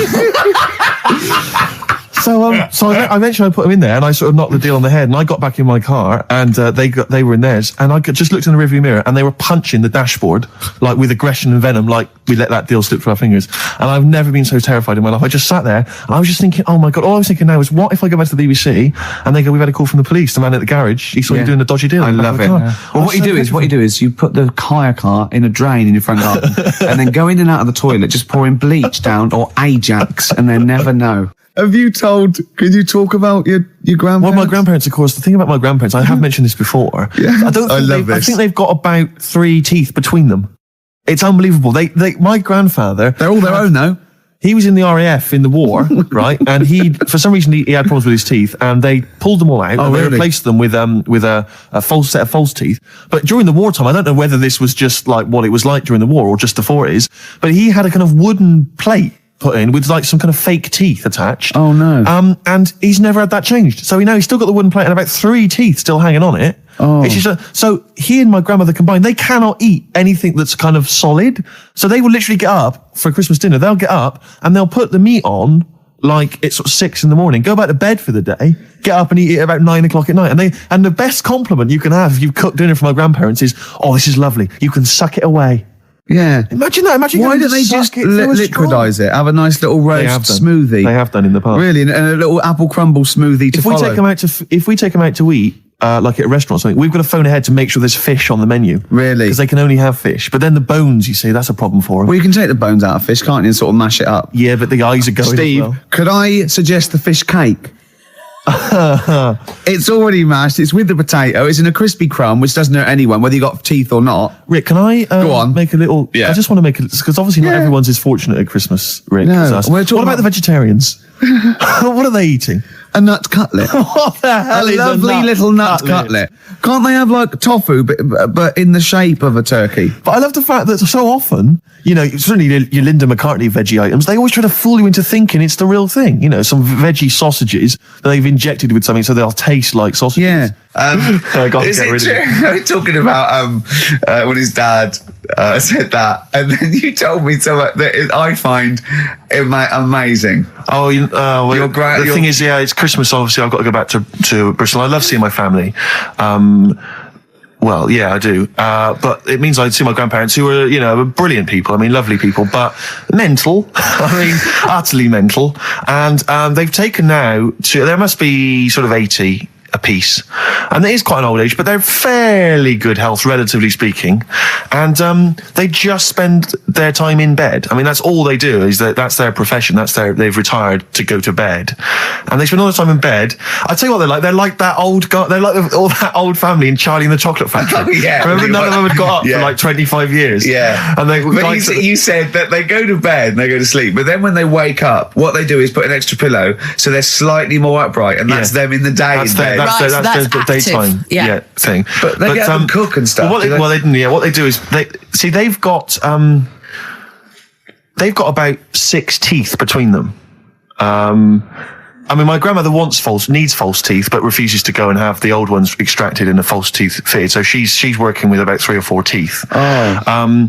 My grandfather had false teeth given to him during the war. Wooden ones? Well, it was plastic teeth on a wooden pallet, right, that sits at the top of the mouth. He's still got the wooden pallet, but most of the teeth have come off. So there's about 4 teeth left, 4 false teeth. He's got a set of false teeth that make him look like he needs false teeth. I mean, that's pretty bizarre. So the problem is that they have to get up. They get up about 7 a.m. to put on, say, some beef or lamb, whichever they're going to cook. They put it on at 6 a.m, 7 a.m, so that by the time they eat it at 6 at night, they can use the phrase, this is what a good meal is for my grandparents, if they can use the phrase, "Oh, that's lovely, you could suck it away." You could suck it away. Who wants that from a roast dinner? You may as well blend it up and serve it as a broth. I don't want that phrase coming from old people without teeth. No, indeed. Because it must remind you of your rent boy days. Exactly. It brings it all flooding back. Oh, God. Flooding's the word. Exactly. Should we play a record before we get really discussing about your grandparents and Yeah, blowjob? please, That was please. the worst thing We've said the word blowjob far too many times today. And in the same sentence as I can't believe. Anyway. And it's Christmas. Yeah. Oh, dear. I've said in the past to you, Rick, that my grandparents, so I love them dearly, but it's like for the last 30 years they've been waiting to die. I know, It's yeah. like they just it's like, the novelty wore off of life. Life in the 50s. Yeah, they got kind of bored of it. Life, in the 40s, it was brilliant. All sat around the old Joannas, the bombs fell, singing. They loved that. The 50s, that was great as well, because that was the post-war years. It was, it was a bit tight in the pocket, but it was alright. Everyone pulled together. Then the 60s came along, all the crazy music, the funny hair. Let's stay in bed. Exactly. They basically stayed in bed. And it was one Christmas when my grandmother said to my dad, "What do you like for Christmas? What do you fancy for Christmas?" And this must have been I don't know, 20 years ago. She said, what do you fancy for Christmas, Ron? And he went, well, you know, I could do with a nice big kind of warm winter overcoat. She said, don't worry about that. She said, don't worry about that, because your father will be dead soon. It's right, you can have his. Meaning my granddad. Well, to be honest with you, my father's still waiting. Which is good news. Good news for my grandfather. Less good news for my dad. He's freezing. He's freezing. He finds out, how is he today? He's fine. Oh, okay. Oh, I'm freezing. It's such a weird mindset, that. I think it's that, to me, is what sums up people from that older generation, the 40s and 50s. And it seems to me that you've got that kind of mindset. It's like you were born in the 30s. And whenever you talk of your childhood, it's like you had like a baked potato to take to school. And a hoop and a stick as a Christmas The other thing is, I think that that sort of generation, it seems that the man is dependent on the woman. There's a total dependence. Oh, absolutely, If she dies, he's done. Yes. He's done for. He'd just pine away. If he dies, she's got 30 years of pottering. Absolutely, yeah. Do you know what I mean? And going to, like, you know, the youth club and the church. I know what you mean, It's sort of like that. It's sad. Of course, it's sad for them, but it's sort of not the end of their life. No, sure. And it sort of is the other way around. I don't know why that is. Yeah. It's terrible. That's a little melancholy thought for. I know. I've really you brought it down. You've brought it down. I've brought it. This isn't a nice show at all. This is terrible. Well, we're going to have people just killing themselves. Yeah. Listen, let me just tell you briefly, this is another example of how people can just exploit you and make fun of you when you're tall. Yeah. I was quite tall. I've always been like about 6'7" for quite a while now.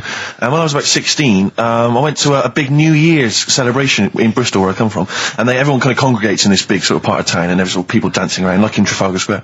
And I was there, like, somehow I just picked up a balloon somewhere along the line, one of those kind of helium sort of balloons, and I was holding that, sort of dancing around. And these two girls came up to me, and I was thinking, yeah, okay, you know, it's New Year's Eve, brilliant, you know, that's my kind of party. Yeah. They came up, they went, hey. Once a year. And they said, you going to be here for long? And I went, well, maybe. And they said, it's just that we've arranged to meet back at you in about an hour. I went, what do you mean? I went, well, it's just because we can see you wherever you are. Don't worry, you can move around and stuff. We'll see you with the balloon. Just arranged to meet some friends. I love that. A landmark. So, like, pilots use that. Oh, we're just coming in. There's when we see Steve Merchant, we'll be descending to Bristol Temple Mead. What's really funny is New Year's Eve, Trafalgar Square, you got a huge column, but they use Steve as like the meeting point. Steve's got a huge column. Brilliant, Rick. Well done. Award-winning comedy from Ricky Gervais. Weren't you in a car park once? Oh no, it was New Year, and we were all gathering up. You know, like in Trafalgar Square at New Year, everyone gathers and they have a big kind of party and stuff. Well, in Bristol, they do something very similar on a smaller scale. And I was there one New Year, I was with my friends, and I for some reason I picked up a balloon during the evening. You know, I don't know where I got it from, but I was holding this balloon, and these girls came up to me, and I thought, yeah, nice, you know, maybe a little New Year kiss. They came up, they said, hey, are you going to be here for a while? And I said, well, yeah, I probably will. They said, it's just that we've arranged to meet back at you at midnight. What do you mean? Because I was so tall and had a balloon, I was towering above everyone else. I said, what? I said, we're going to meet back at you at midnight. They said, don't worry, you can go about your business because we can see you wherever you are. This is where Nelson's column is. No. No, this is in Bristol. Oh, right, okay, yeah. And so I'm sort of wandering around, and then at midnight these two girls turn up again, and some of these lads come and meet them, and they're sort of laughing and joking. I'm thinking, they're probably going to invite me back to a party. I watched them get in a cab. They went off. They had a wild night. But then I did have a balloon, so it was a great New Year for me. I did have a balloon. Oh. You were going to tell us a little story about just a Volvo past my estate. test. Yeah. My parents had a big Volvo estate, and there's quite a big car to drive. My parents didn't have a car. But I know you don't drive cars, Rick, but it's got a big car to drive if you just passed your test. It's safe though, isn't it? It is very safe, that was the thing. Yeah. And come from the West Country, obviously. There's quite a lot of windy lanes. No, you're joking, do you? They have cars there. Oh, here he comes. Blimey, Carl. Learned on a tractor, automatic it was. Do you want me to tell it or not? Oh! Don't give up the accent! Oh no, I'm not a Wurzel, go on. Go on. So I went to this party. You never got him being from the north. Not when he's telling an anecdote. He's never told an anecdote. Oh yeah, fair point. Yeah, go on. So I went to a party, and I was quite excited because I had the car, the motor, and there was a chick heading down to the party that I was like, I had my eye on.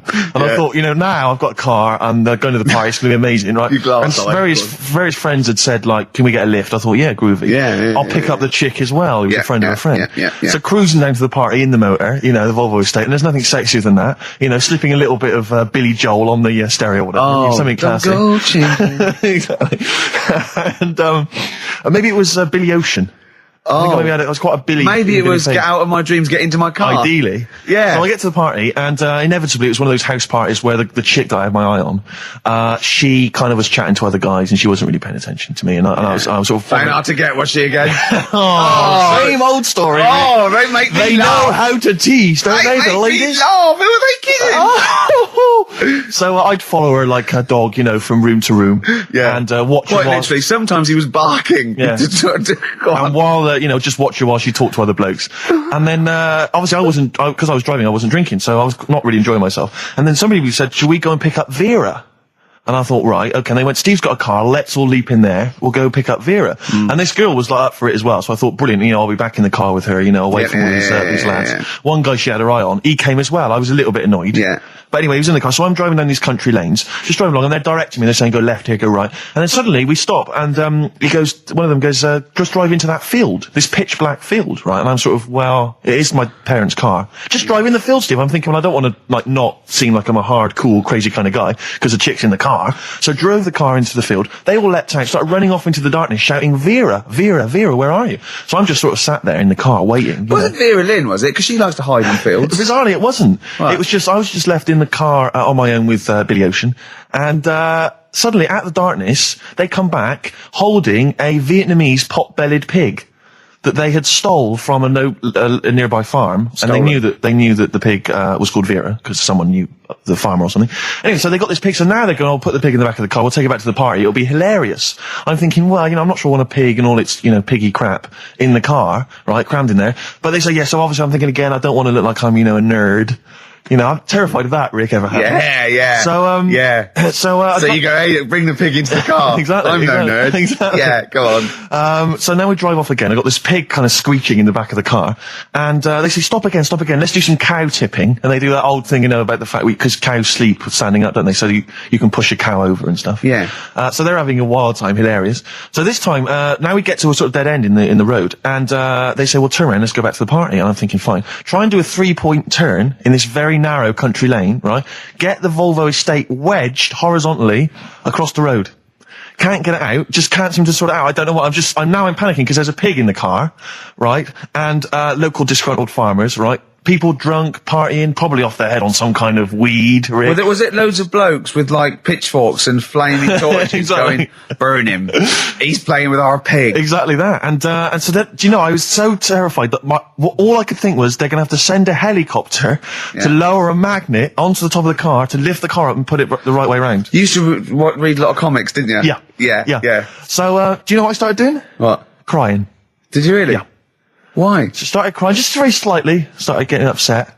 And the other guy that the girl fancied, he had to get into the driving seat and sort it out for me by slowly edging forward So and that's backwards. the worst bit of the whole story. Yeah, edging slowly back and forwards. He just sorted it out, just slowly worked the car back round, and then we were off. You were just gently weeping. Just gently where weeping in the back. The bloke had just taken the bird that you saw from a distance. Exactly. That was basically your wife in your head by then. Oh, yes. Was it? I can't We were believe it. happily married with a pig for a child. Don't joke, that could happen. I know. The pigs come, if you like. Sorry? What did you say? What did you say? What did you say? When you do what, Carl? What? What did you say? No, what did you say? Because I don't want to have to go to the radio authority again. What did you say then? Just remember. We are going out live, Carl. Yeah, remember Tom Binns, right? What did you say? What I'm saying is, why were they shouting Vera? Because pigs don't come to the name, do they? Hey? I don't know the ins and outs of pig, have how to lure a pig into your trap. Can I just tell you some very, very interesting things about pigs? Please do. Right. One, everyone knows they have a corkscrew-shaped penis, right? A corkscrew-shaped penis. That's the tail, isn't it? Two, they can't look up. They can't put their head back and look up, right? Three, they can have a 30-minute orgasm. Rick, is it only pigs that have got a corkscrew-shaped penis? No, and landlords. Okay. Very handy. No, but you agree with me on that. People who just like, I can't stand noisy eaters. People who go No, like that, I do agree with that. and people eating crisps. As I said before, people eating crisps in cinemas. Well, anyone who's making noise in the cinema, it's an I know. absolute Are crime. they must be mental. They've gone to see a film. There's people they don't know there. Everyone's paid £8. And they're crunching away. Oh, leaving their phones on. I was in the cinema. There was a 16-year-old girl took a phone call in the cinema. The film was running. She went, "Hi, yeah, I'm in the cinema." Started having a conversation on the phone. I was thinking, how important is this call? Yeah. That you've got to receive. Oh, it's Tokyo ringing. Mr. Yakamoto's there. The deal's going through. It's Saturday afternoon. You should be up there hairdressers. I was in the cinema. Oh, by the way, Mr. Yakamoto's coming round tonight, and we can't use my pad, so you've got to make him a meal. Yes. Don't you and your wife mug things up for me? But I was in the cinema. It's not long ago, and I went to see that. This was, I think I was off to see that film, Crouching Tiger, Hidden Dragon, or whatever it's called. Do you know Well, they could be on the phone for that because there's subtitles. So it's not going to ruin it, is it? Yeah, it wasn't her. I was sat next to another woman. She was crunching, a big fat woman. No, but he's got a good point there. Loads of people could be on the phone in there and it wouldn't sort of niggle you. Fine.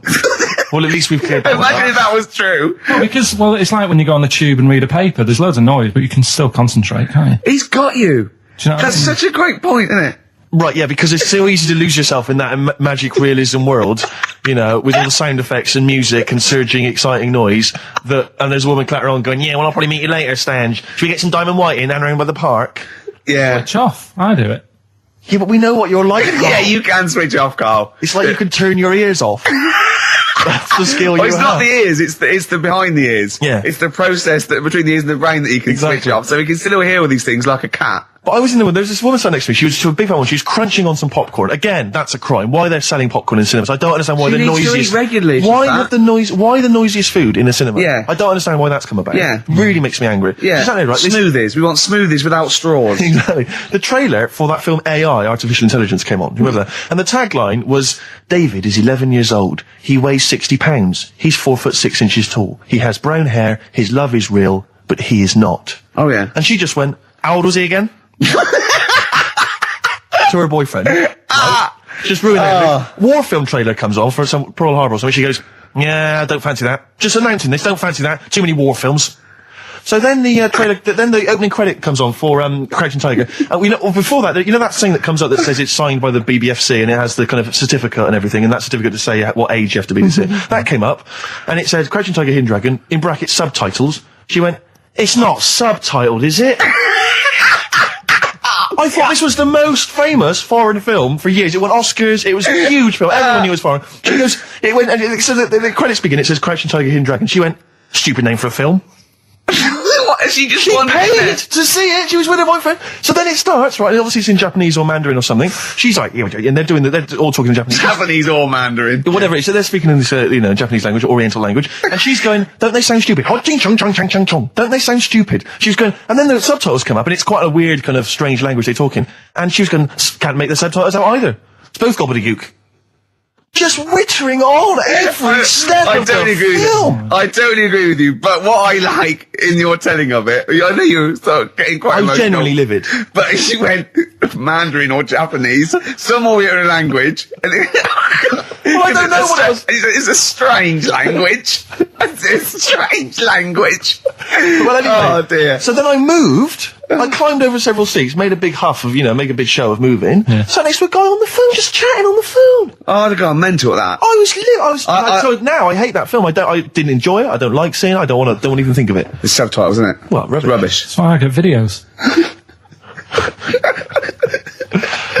Yeah, I should have thought that through, Carl. You're absolutely right. Lamb chop. Yeah, let's play Lamb Chop. This is brilliant. This is from this CD that came out recently with Uncut magazine. Occasionally they put out some quite interesting free CDs, and this was one that had various covers of Rolling Stones songs, and a lot of them were quite shoddy. But this was a brilliant, specially done, I think, for the CD. It's Lamb Chop doing a version of quite an obscure Rolling Stones song called Backstreet Girl. It's just beautiful. Let's hear it. Steve, you got any other toilet-related anecdotes? Rick, my life is just full of toilet trauma. Yeah. And Carl, you may not realise this, but a while back I used to host, this is bizarre, I used to host a radio show on the BBC World Service, right? Now, if you want someone who's the voice of integrity, the voice of intelligence, the voice of a nation, you're going to come to me.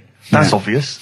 And I was broadcasting, so now they've got listeners of something like 50, 60 million people around the world. It's mental, the listenership of the World Service. And I used to host this show with someone It's a big place, Steve. The World? Yeah. You're absolutely right. And anyway, so I had to be into Bush House where they broadcast from 10 o'clock every Friday morning to broadcast around the world to 50 million people, right? And one week, I went to the toilet in my house, right? Everyone had left. I got there a bit late. I got up a bit late.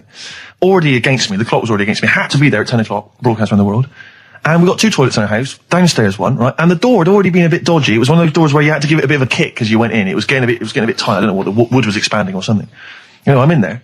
And same thing again happens. No toilet paper. I think, oh, God, I'm going to have to somehow kind of make it up. Why don't you check first? I normally do, Rick. I normally do. It's just on like certain occasions when I'm bleary-eyed or something, I forget. Or occasionally I forget. Normally I do check. Right. And you've got to bear in mind that it's not like this is happening every week. This is over the course of many years that these incidents have accumulated.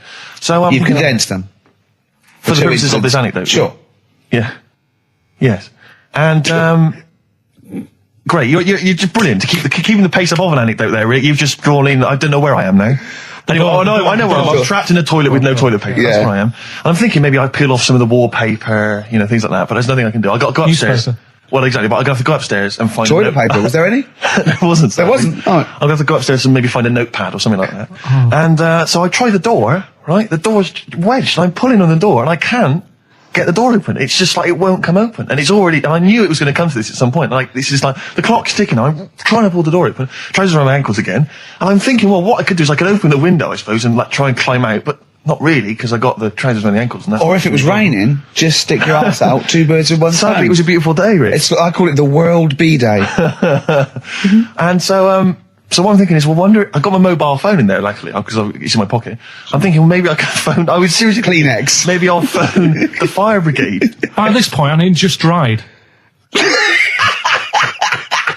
No, it hadn't, it was... Hold on, was that little puppy not around? Because sometimes you can call that, it's got a little bit wrapped round it. Listen. Or just use the puppy itself. There's 50 million people around the world going to hear my voice in 30 minutes. Exactly. And where's Steve? He's not locked in the toilet again, is he? Exactly. Oh, no. So I'm thinking about phoning the fire brigade, and I'm thinking, like, if I do that, it's going to be the first call that goes straight on the speakerphone. Yeah. For like the entire fire brigade service everywhere. With a butch hero carrying you down over his shoulders with your trousers around your ankles. Exactly. Can I just not pull him up? No, you've got to be taught a lesson. Yeah. But I imagine the idea of phoning up and going, hello there, I'm trapped in a room in my house. Oh yeah, which one is it?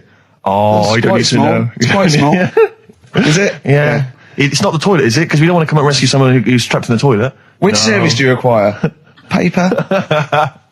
So I think I can't find the fire brigade, the clock's ticking. So then I think one of my housemates is still in the house, but still asleep.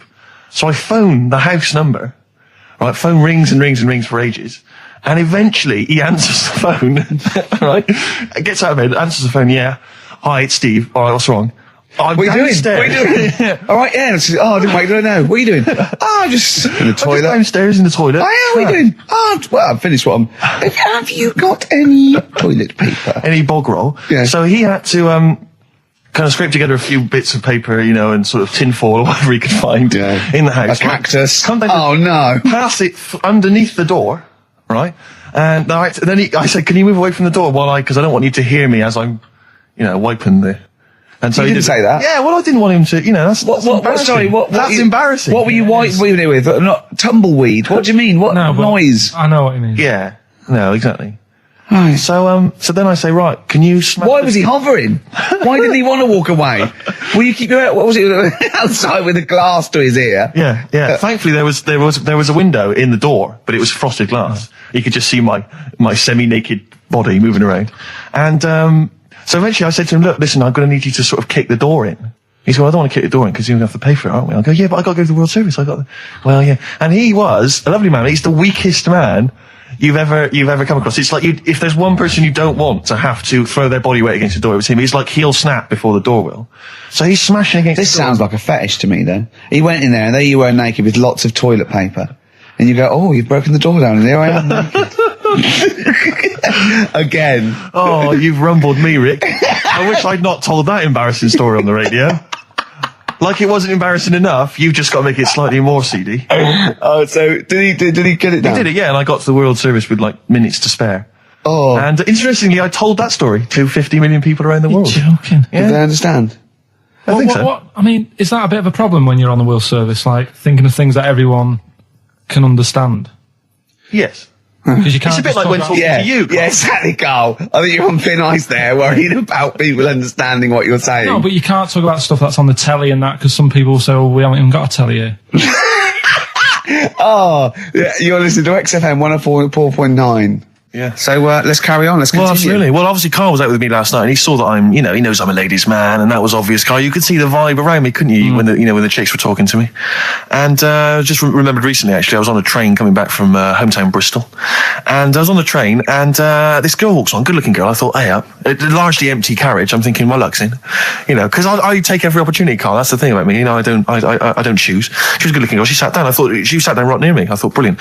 As this guy comes up behind her, and says, I think it's probably a boyfriend or something, sits down next to her, and I listened in on the conversation, obviously, because I'm pretending to read. It was very clever. I read the same page for hours, so I was pretending to listen. I was listening but pretending to read, and I realised that it's not her boyfriend or anything. It's just some guy she's met on the platform, and I'm thinking, brilliant. If she's the kind of girl who's just going to start talking to someone, on a platform on a train, brilliant. I'm going to be in here, because he was only going one stop. So I'm thinking, what's the worst that can happen? He'll nick off, I'll get chatting to her, and who knows? I could join the. Is there a train equivalent? Foot High Club. The Foot High Club, brilliant. And so I'm excited, I'm listening in. And it turns out that they're both kind of graduates who've just finished university, or they're coming to their finals or something. And they're chatting away, and he's making a couple of witticisms, and she's kind of tittering at his jokes. I'm thinking, well, I'll tell you this, if she's laughing at this kind of material, I am going to blow her away, with my kind of anecdotes and wry observations. It was weak stuff, I got to be honest. Really? He was coming out with nothing. He was running on empty, as far as I'm concerned. Yeah. And she was loving it. So I'm thinking, brilliant, I'm going to be right in here. And then they get moving on to higher brow things, and I think she was going to study kind of Marxism or something like that, or communism, something. And she was asking him, by way of conversation, she was asking him what he knew about Marxism, and he was fumbling for his vague knowledge of it that he had in his life. And I'm just sat there thinking, come on, love, in any given capitalist environment, the proletariat will revolt against their oppression by the bourgeoisie, and after a brief period of socialist rule, emerges a classist society governed by community cooperation. Well, if that sort of talk wouldn't get a woman hot, I don't know what you'd use. If Marx and Engels is not going to get a woman sweaty down below, then nothing is. Then my name is You're not just Steve biding your time. Exactly. I'm just going to go in for the kill any minute. Yeah. So anyway, it comes to his stop. Right, he gets up. I'm thinking this is a piece of cake, and he gets off, and off he goes. He walks off, and I'm thinking brilliant. And I thought, I'll wait. I'll wait till the train's pulled away. I'm not going to leap in straight away. No. And he comes back along the carriage, and I'm thinking, hang on a minute. He goes, listen, do you mind if I give you my email address? Oh. Right, and if you want to get in touch, email me. I'm thinking, come on, you loser, get off now. Save your face, please, before it's too embarrassing. And she accepts the email address because she obviously doesn't want to hurt his feelings, whatever. I'm thinking, fair enough. She's a good woman. I'm liking her. I'm loving her. I'm thinking that's my kind of girl. So anyway, he gets off. I'm sat there, the train pulls away. I'm thinking, I'll wait a few minutes, I'll just, give it some time. Her phone rings. It's her friend on the phone. And she starts saying, and I was listening in, and she was going, just met a guy on the train. I'm thinking, that's true enough. She goes, he was a good-looking guy. I thought, you're having a laugh, love. To be honest. Because I was looking at him, and she said to her friend, he looks a bit like tennis player Boris Becker. I thought, you should be so lucky, frankly, because I saw him. He had awful facial hair, if that's what makes him look like Boris Becker. Terrible little goatee beard. It was laughable. I thought, I don't know. And then she goes the thing, and she's like, I met him, we got chatting and stuff, and she was going, it's not often that you meet someone, generally in life, who's, kind of thoughtful and intelligent and funny. I thought to myself, I'm not even going to waste my time with you, love. Frankly, if that's what you thought of him. You just walked away. And I'll be honest with you, I didn't even bother talking to her. No, you were I just didn't even waste my time with her. If she thinks that bloke is not only great looking, funny, but funny and intelligent, and she got on well, and he was polite, and it was a chance meeting, and he thought, and she thought that you were like a freaky looking dork who didn't even have the nerve to speak. That is what if that's what she thinks, then I don't want to know her. I couldn't. You walked away, and good luck to you. And I have my dignity intact. Yes, and she's nothing. Well, but no, I have to just say once though. This is my DJing credentials. I was once playing music at a Scout Jamboree. Yeah. When I was about 17, 16, 17. Big gig. There was 1,000 scouts there. Yeah. Right. Yeah. And I tell you this, we were playing on stuff. They were loving it. They were dancing. It was in a big marquee. Right.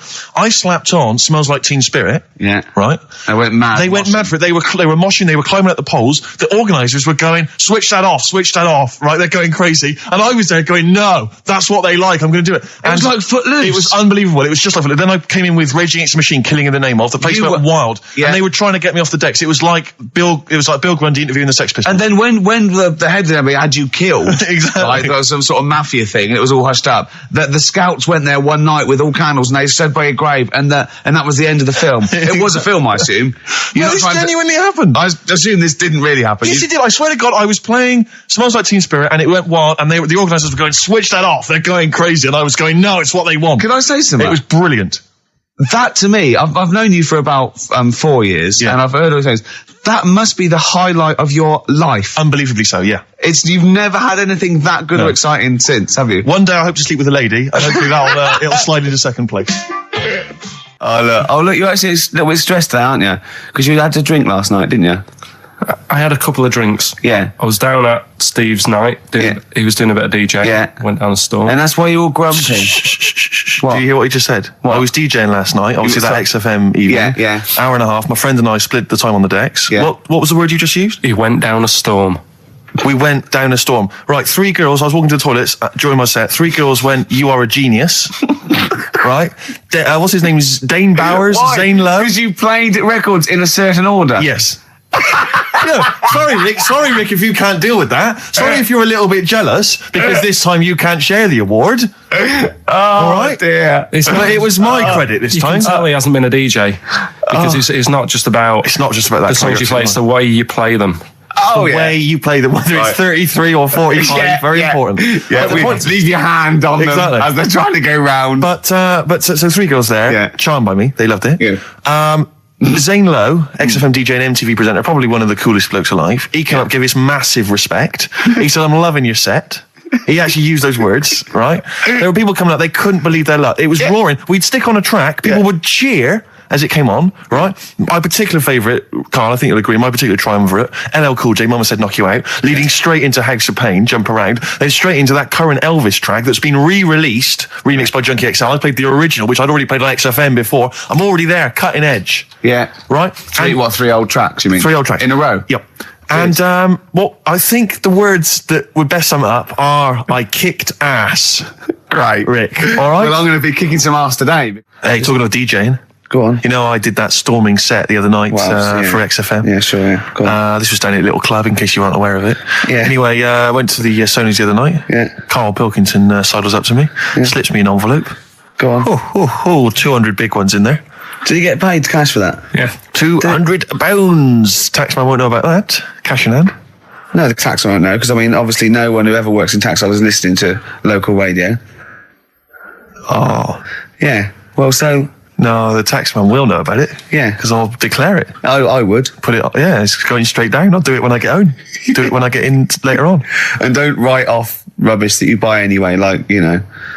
No, I won't. No. I'll do it all above board officially. Fill it all in correctly. And so I'll send it now, I'll send it tomorrow so that you get it early. So it's not too busy for you, sir. Oh, never mind. But Rick, I just need to mention something quickly to you. When did I last see you? I saw you yesterday, didn't I? Yeah. Because we went up to Edinburgh yesterday. We were very nicely invited to go and talk at the Edinburgh International Television Festival. It was quite a big deal. We went up there and we were interviewed. And Ricky chose to go on the train because it takes like 4 hours. Is it 4.5 hours or something on the train? Yeah. But it's quite leisurely. It's quite sort of gentlemanly thing to do. Yeah. I opted to go for the plane option and fly up there. More modern. Exactly. And they bankrolled that. They paid for it all, and that was all very nice. And as I recall, when I last saw you, we got a cab, didn't we? And you asked if you could get the cab to drop you off at the train station. Yeah. And then it took me on to the airport. Yeah. Did I? Now that was before. The last time I saw you was before I got to the airport and missed my flight, wasn't it? Because I had to drop you off in the centre of town. Yeah. No, that was just before I had to pay £165 to upgrade to another ticket. How did you not tell me that in the last hour? £165, Ricky. I had to pay because we dropped you off at the train station. So I mean, do you want to go halves on that, or what do you want? How do you want to deal with that? How do you want to sort that whole mess out? Why were you late? Why was I late? Because we dropped you off in the centre of Edinburgh, and do you know how hard it is to get out of Edinburgh in rush hour traffic? But it was only 3 minutes away, so you'd have missed it anyway. No, because if we'd gone the other direction, it would have been 20 minutes. It took me like an hour to get to the airport. And I got there, and the plane had already left, and the cabbie was just laughing. He was saying, we're never going to make it. He goes, you were a religious man, you better start praying. I thought he was being facetious. He was absolutely right. £165. But hold on, why didn't he tell you that when he picked up at 4:15? It makes you wonder. So obviously I'm a little bit annoyed because I'm not a man who likes to sort of spend unnecessarily. But wait, this is not my fault because you were there when we made that decision. I didn't impose this on you. We both decided that might be. It's both our fault. I mean, it's no one's fault. It's both our fault. That's fair? That's all I wanted to hear. It's both our fault. Therefore, it's both our financial obligation. No. £165. Just split that in half. Write a check, Rick. Write a check. It's fine. I trust you. Phone in. I think everyone. This is. You're clearly obvious. irresponsible. No, of course I'm not. If you share a cab and then one person's lucky enough to not be late and one person is unlucky enough, and that's what it is, bad luck. I don't think you share the obligation. It's a moral dilemma, this, isn't it? But it's more than that, though, isn't it? Because let's be honest. Even if you had known that I was going to get there late, you'd have wanted me to hang around just so you weren't left around waiting for a train on your own. No, because I got there. You get bored sitting there. So you'd have wanted me to at least got in that cab. I got there way too early. I actually got there I was there about 30 minutes so you made it fine then. That was exactly. So I mean, I sacrificed me hanging around for half an hour so you could get it at 4:15. And the other thing is this: you were going to get it at 4:15 anyway. Yeah, but I would, if I'd gone the other direction and not dropped you off in the centre, I would have been there in time. Would we? Well, is that true? Wow. Only God knows. Well, and the cabbie. What I mentioned it to. So, I'll tell you what will cheer you up. I'll tell you what's better than 80 quid. I'll tell you what's better than, shall I? Go on. Music. What, are you paying the whole 165? Listen, look, I've brought in a little track here. Bruce Springsteen off the Tunnel Love album. And I know you're a Springsteen fan. I'm a Springsteen fan. We should just qualify this, because a lot of people who listen to XFM obviously a bit edgy about Springsteen. They just think he's this old, kind of ludicrous 80s rocker, the bandana, the flying the flag, which he never really was. No, that was Bon Jovi. Exactly. Don't confuse Bon Jovi. But seriously, no, do you know what I mean? He did write some great music in the 70s, and he's just got a little bit kind of pompous in the 80s, but he still turned out some amazing tunes, one of which I imagine is this one, Rick. This one's called Brilliant Disguise. Yeah. What about, are you a fan of any of the great English operas, like The Pirates of Penzance? Yeah, Gilbert and Sullivan. To me, Gilbert and Sullivan were like their day equivalent of like Richard Stilgoe getting together with Tony Slattery, and then 100 years later people go, it's brilliant. It is like they might as well I don't know, make any episode of Whose Line Is It Anyway into an opera, and in 200 years time we're going, that's genius. Listen to this one, look, this is Party Quirks. Amdram Society's we're step. Because I was in the Pirates of Penzance once in an amateur production. You used to like Whose Line Is It Anyway? I did. That was although I did watch it when it first came on Channel 4 about 15, 20 years ago. But we did the Pirates of Penzance when I was in an amateur dramatic society in Bristol, the Bristol Operatic Society, Light Operatic Society. I don't know why I was involved because I can't sing. My audition, I thought, this is how desperate they were for blokes. I swear to God, I can't sing. You? Yeah, all right, calm down. And I went in and they said, "What are you going to sing?" I went, "Well, I want to surprise you." They said, "Do you want a piano accompaniment?" I said, "No, I don't think so." I went to the back. I swear to God, I went to the back of the room and I just sang, "Thumbelina, Thumbelina, tiny little thing. Thumbelina dance, Thumbelina sing. Thumbelina, what's the difference if you're very small? 'Cause when your heart is full of love, you're 6 feet tall." I just did that. And they just looked at me like I was the weirdest freak they'd ever had. Immediately put me in the chorus, because that was how desperate they were for blokes. We staged it, we rehearsed it. I couldn't remember the lyrics. Thank God you were doing Thumbelina. Yeah. Oh, dear. I couldn't remember the lyrics. What was it for? Was it Gilbert and Sullivan? It was the Pirates of Penzance. There weren't enough blokes, right? So we had to double up. So some of the pirates had to double up as the policemen who were chasing the pirates. A little bit problematic in the scene when the policemen and the pirates have a fight. That was a little bit tricky. And the worst things, there's this sequence where like the daughters of the Major General all kind of oh beautiful, something like, oh beautiful little girls are we, la la la la la la. And the women they must have all been over 40. I mean, real kind of toothless crones creeping around in their 90s. Is it the sort of women that buy one of those sort of porcelain dolls from the TV and go, look, I've had a baby. It's not a real baby. It is a real baby. I'm going to stab you. Yeah. One of those. Exactly. It's the sort of women that you'd see maybe on TV ITV's Bargain Hunt. You know, the kind of contestants you get on there.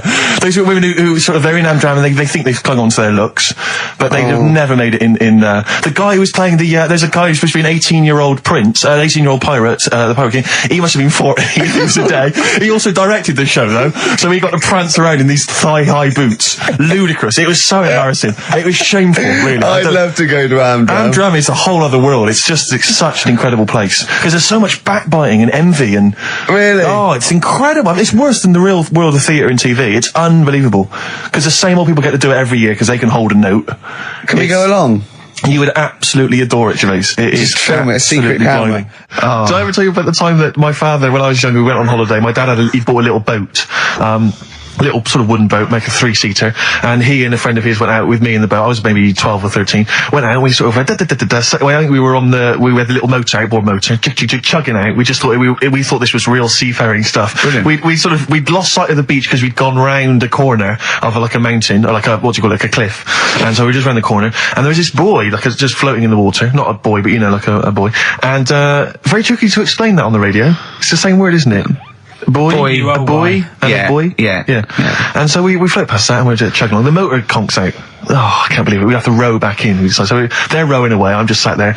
And we noticed that every time we sort of think we've got past this buoy, it just seems to be back where it started again. And we realised that the tide is taking us to, but not taking us out, taking us towards these rocks. And we've got ravaged rocks. And we were a bit pretty scared because I can't swim very well, or I couldn't at the time. I think when my dad had maybe bought, you know, I'll be honest with you, I inherited a lot of things from him, one of which was his carefulness with money.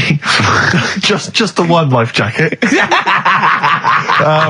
How deep was the water? Which I seem to remember he tore off my back and put on himself.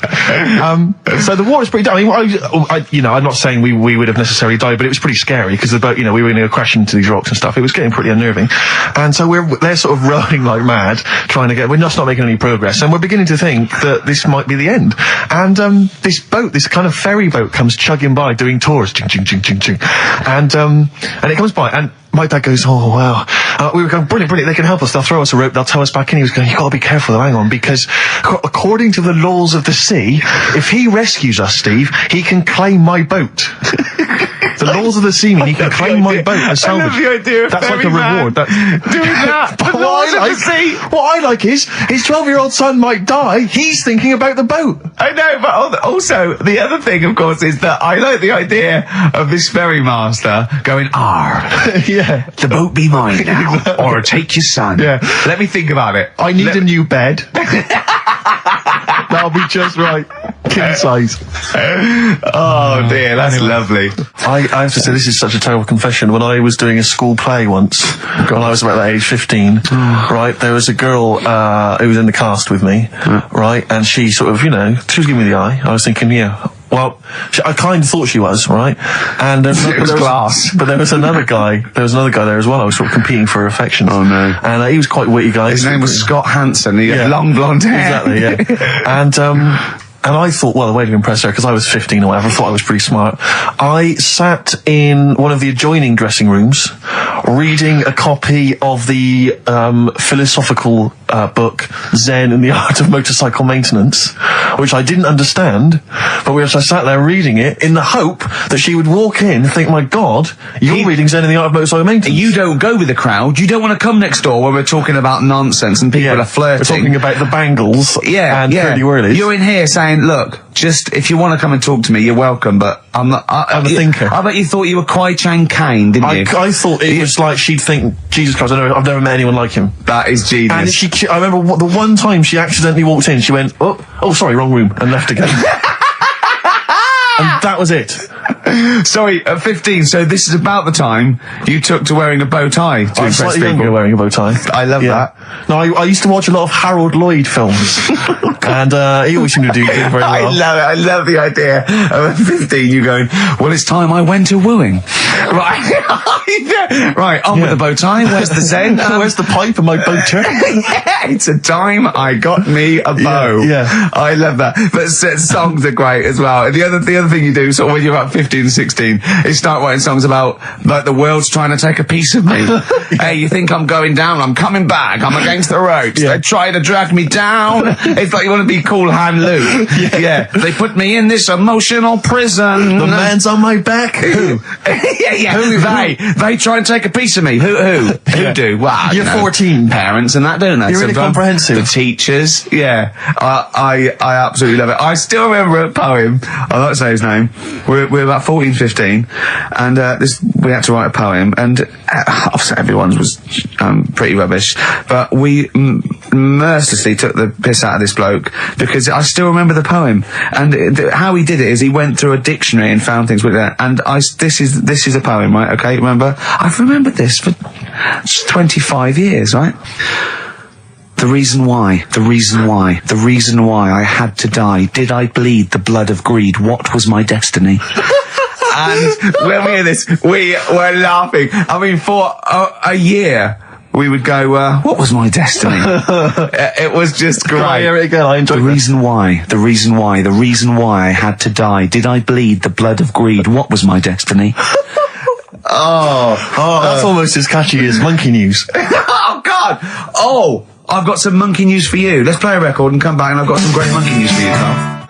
But, because when I was younger, I remember being outside the post office once when I was about 10 or 12 and finding a purse and thinking, oh, that's nice. And opening it up, there was some money in there and a pension book, and so it was obviously an old lady. I found an address, I sent it to her, and my mum said, you know, you've been so good there, you'll probably get a little reward. She'll probably send you a little reward. Nothing. I got maybe a thank you note, but no cash, no moolah, nothing. Really? And I was livid, because I'd been told that I was going to get a reward. I thought I've been a good Samaritan, nothing.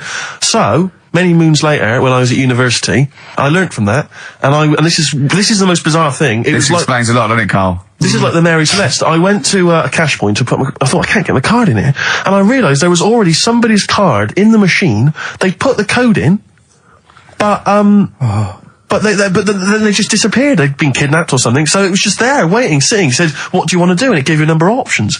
I thought, interesting. Steal or go to heaven? Yeah, exactly. You went, oh dear. Well, I pressed balance just to check what their bank balance was. Unbelievable. It was a considerable sum of money. I'm not going to lie to you. It was not typical student debt. It was like, I think they were a foreign student. There was a lot of cash in there. A lot of money. Did you feel a slight bulge in your trousers when you saw the amount of money? I couldn't believe my luck. I thought to myself, now then, I could just take that card out and hand it in, or I could teach them a small lesson. Right. And maybe give myself a reward, because last time I did that, I didn't get a reward. So if I give myself £30, then I'll take the card out. 30? Give myself 30. Yeah. You didn't really? Well, I thought that's a good reward, and I went in, I handed the card in, I took that Steve, and that's a little reward for me. And I'll tell you this, don't think it's evil, because I went in and I bought everyone a drink. Well, brilliant. Yeah, I didn't tell them I got the money free. Well done. Excellent. So probably gangsters are quite generous with the money they've stolen from other people. Yes, but someone's negligence, Rick, has lent... the thing is this, Steve, right? I believe it, except that buying people a drink, Carl. What do you think? Well, I kind of thought that when he said it, but then I thought, but they'll be buying him back. So he's still up. So in a way, he's still a winner. Yeah. Everyone's a winner in that situation, including the student, because frankly, if there had been a less scrupulous person who found it, they'd have probably helped themselves to a considerable sum. I cannot believe he did that. There was thousands and thousands of pounds in there. What if Beadle had jumped out and slapped you with his little claw and said, we've been filming this, merchant? Well, so what? How old were you then? I don't know, 19, 20. Would you do it again, or was it just to get the world back for the old lady's purse? Possibly do it again, yeah. You're joking! Well, you've got to think of it this way. You've got to think of it as there was a lot of money in there, and someone less scrupulous than me would have taken a fortune. They'd have cleaned them out. Whereas I just took a small reward, which I thought was more than enough for someone's negligence. And I've returned the card. They've got the card back. Everything's fine. Think of someone else. I could have gone on a spending spree. I could have been buying stuff, all sorts. Yeah, but it wasn't yours at all. Yes, but they probably would have given me a reward. And because, sometimes people forget, or, they don't give you a reward, I thought I should You had to take it go at myself. your dad for nicking a loaf of bread out of a phone box. Yeah, but that's because it's for old people, geriatrics and stuff. How do you know how old was your people who you were robbing from? It was on a student campus. Well. Wow. I thought it was excellent behaviour. I thought it was that's good, honourable incredible. behaviour. That's showing another side to him, isn't it?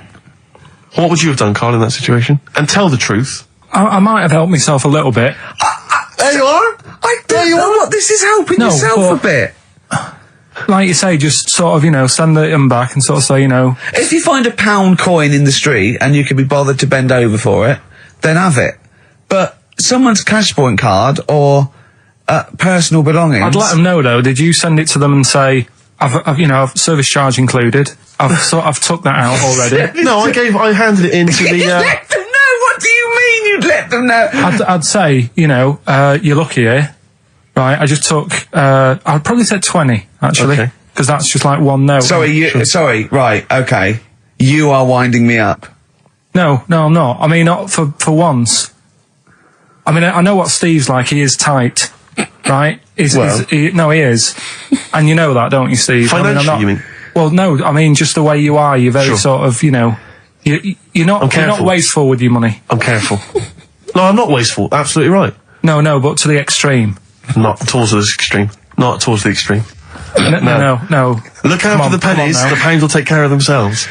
All right? Simple to remember. Good advice. Yeah, all right? But the thing is, right, I know that I take the mickey out of you for, like, the way you look and stuff. Sure. Right? Well, I'm right back at you. But the thing is, you can't help that. Absolutely. But I'll tell you something that women don't like. Sure. And it's fellas who are tight with the money. Sure. I'm not frugal with money with ladies. I'm frugal with money with you. Well, I've got no reason to splash money out on you. I've never seen you splash money out. Well, you've never been out with me. Steve, have you ever splashed out on a lady? No, but I hope to one day. The right lady. Play a record. Sorry, just suddenly struck me something. I don't know if I mentioned it before. You mentioned that you tried to catch your guy out when you came back once. You opened the door really quickly to see what he was up to. Did I ever tell you when I was at university? Now, I'm very tall and I've got enormous feet. Size 14. Size 14 shoes. And when I was at university, everyone, it seemed to me, was wearing Dr. Martens. It was like you had to wear a pair of Dr. Martens. It was kind of the rule. Dr. Martens was big for you. Yeah, so that's a big pair of Dr. Martens. That's where the myth of the old woman who lived in a shoe, I think, came from. People with my size shoes. Anyway, I just literally kind of moved to university. I'd been there for literally a couple of months. And obviously in that first period, you're quite keen to kind of, reinvent yourself, strike yourself, try and give an impression of perhaps being quite sophisticated, worldly, cool, all those things that, you've left behind all your childhood friends, so you're trying to, develop something. But you didn't bother, you didn't? What, sorry? You didn't bother? No, I was working hard on it, and I was kind of, I was doing alright, and I had a tie-dye shirt, I was looking good. And, so I was trying, working hard to try and seem kind of cool and, not freakish. And, I came back from studies once, and I came in, and there was a little old cleaning lady that kind of would always come in every day and clean up our halls of residence. And I came back, and my door of my room was open, and there was like a little huddle of people just peering in, right? And I thought, this is odd, that my door's open and I'm not in there, and there's people staring in the door.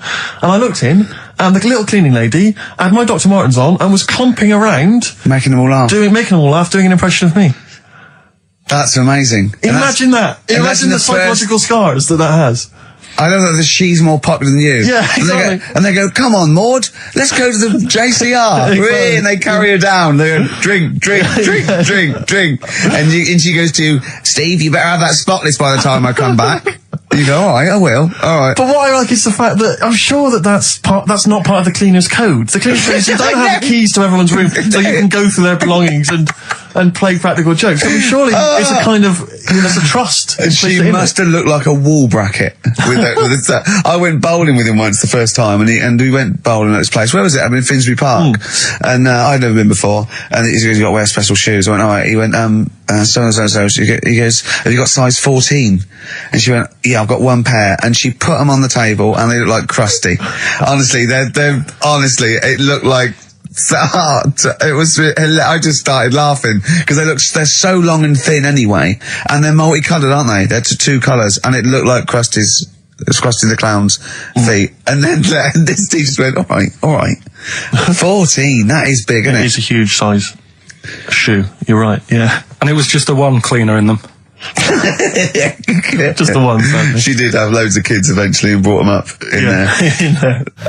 You were talking about renting an office. I'm a little bit intimidated because I'm just at the moment thinking about trying to buy a flat or something because I'm just tired of pissing money down the drain every month. I know, yeah. And But I'm really petrified. I've put it off because I'm really gullible.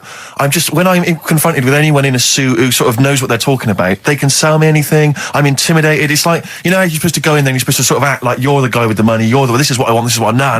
But I go in there and it's like I'm afraid they're going to say, clear off. I don't want to sell you a house. I'm not really interested. Have you ever thought of like really putting on sort of like some sort of cool air? Like sort of like kicking the door and going, what's that? Is it like you'd be found out in 30 seconds, wouldn't you? Exactly. You'd go in there, you'd stub your toe, and they go, what if I can't put my toe? I'll put my toe. Exactly, yeah. Brilliant. Just tapping the walls. Yeah, tapping the wall. What's the rates? What rates? I don't know. Well, do you remember, I don't know if I told you before, I wanted to buy a laptop computer, and everyone said, go up Tottenham Court Road, and I was reading like magazines and stuff, they were saying haggle, make sure you haggle, make sure you're planning to haggle, get the best deal you can. And I found a shop which was selling the computer I wanted, and I went in there, and I had this whole plan in my mind of what was going to happen. He was going to say, like, it's worth this. I'm going to go, well, look, I can get it cheaper here, I want to buy it from you, I'm going to haggle, and off I went. So I went in the shop, and I said, looking for this, interested in this Toshiba. How much is it? He went, it's 1,500 quid. I went, sure. Okay. I said, I'll give you 1,300. He went, it's 1,500. And I said, sure, but I'm willing to give you 1,300. He went, 1,500. And I was done already because he hadn't even begun to haggle. And I was assuming he'd at least go 1,400 and we could start, but nothing. So now I was screwed. My whole plan went out the window. Yeah. What did you do? Just leave? No, I said to him, the thing is I can get this computer cheaper down the road, but, you know, I like what you're providing here. I like your service. I've had good stuff about you. And it was amazing. I said, I've heard good stuff about you. And he went, I said, seriously, I can walk down the street, I can buy it there for cheap for like 1,400. And he went, well, see you later then. And I was like, right. So I walked out the place. I said, well, I'm going to have to leave then. And I walked out the place, and of course I wanted to get it from there because it was still the cheapest, so I had to walk back in again. I went, yeah. I've just had some second thoughts. Listen, I'll tell you what, I'll pay the 1,500. Can I get a free carry case? He went, the carry case is free anyway. I said, I'll take it. The carry case is free. I got nothing. No, but how much would you charge for that if it was on sale? Carry case a tenner. Well, let's just say it is a tenner. Give it to me for free. And he went, no, it's a tenner. And you went, well, you said it was free a minute. Yeah. It's just pathetic. That is lovely. It's having to walk out making a big statement and then come back in again. Oh dear. So I'm really scared. I feel like I need someone to come with me and do all the talking.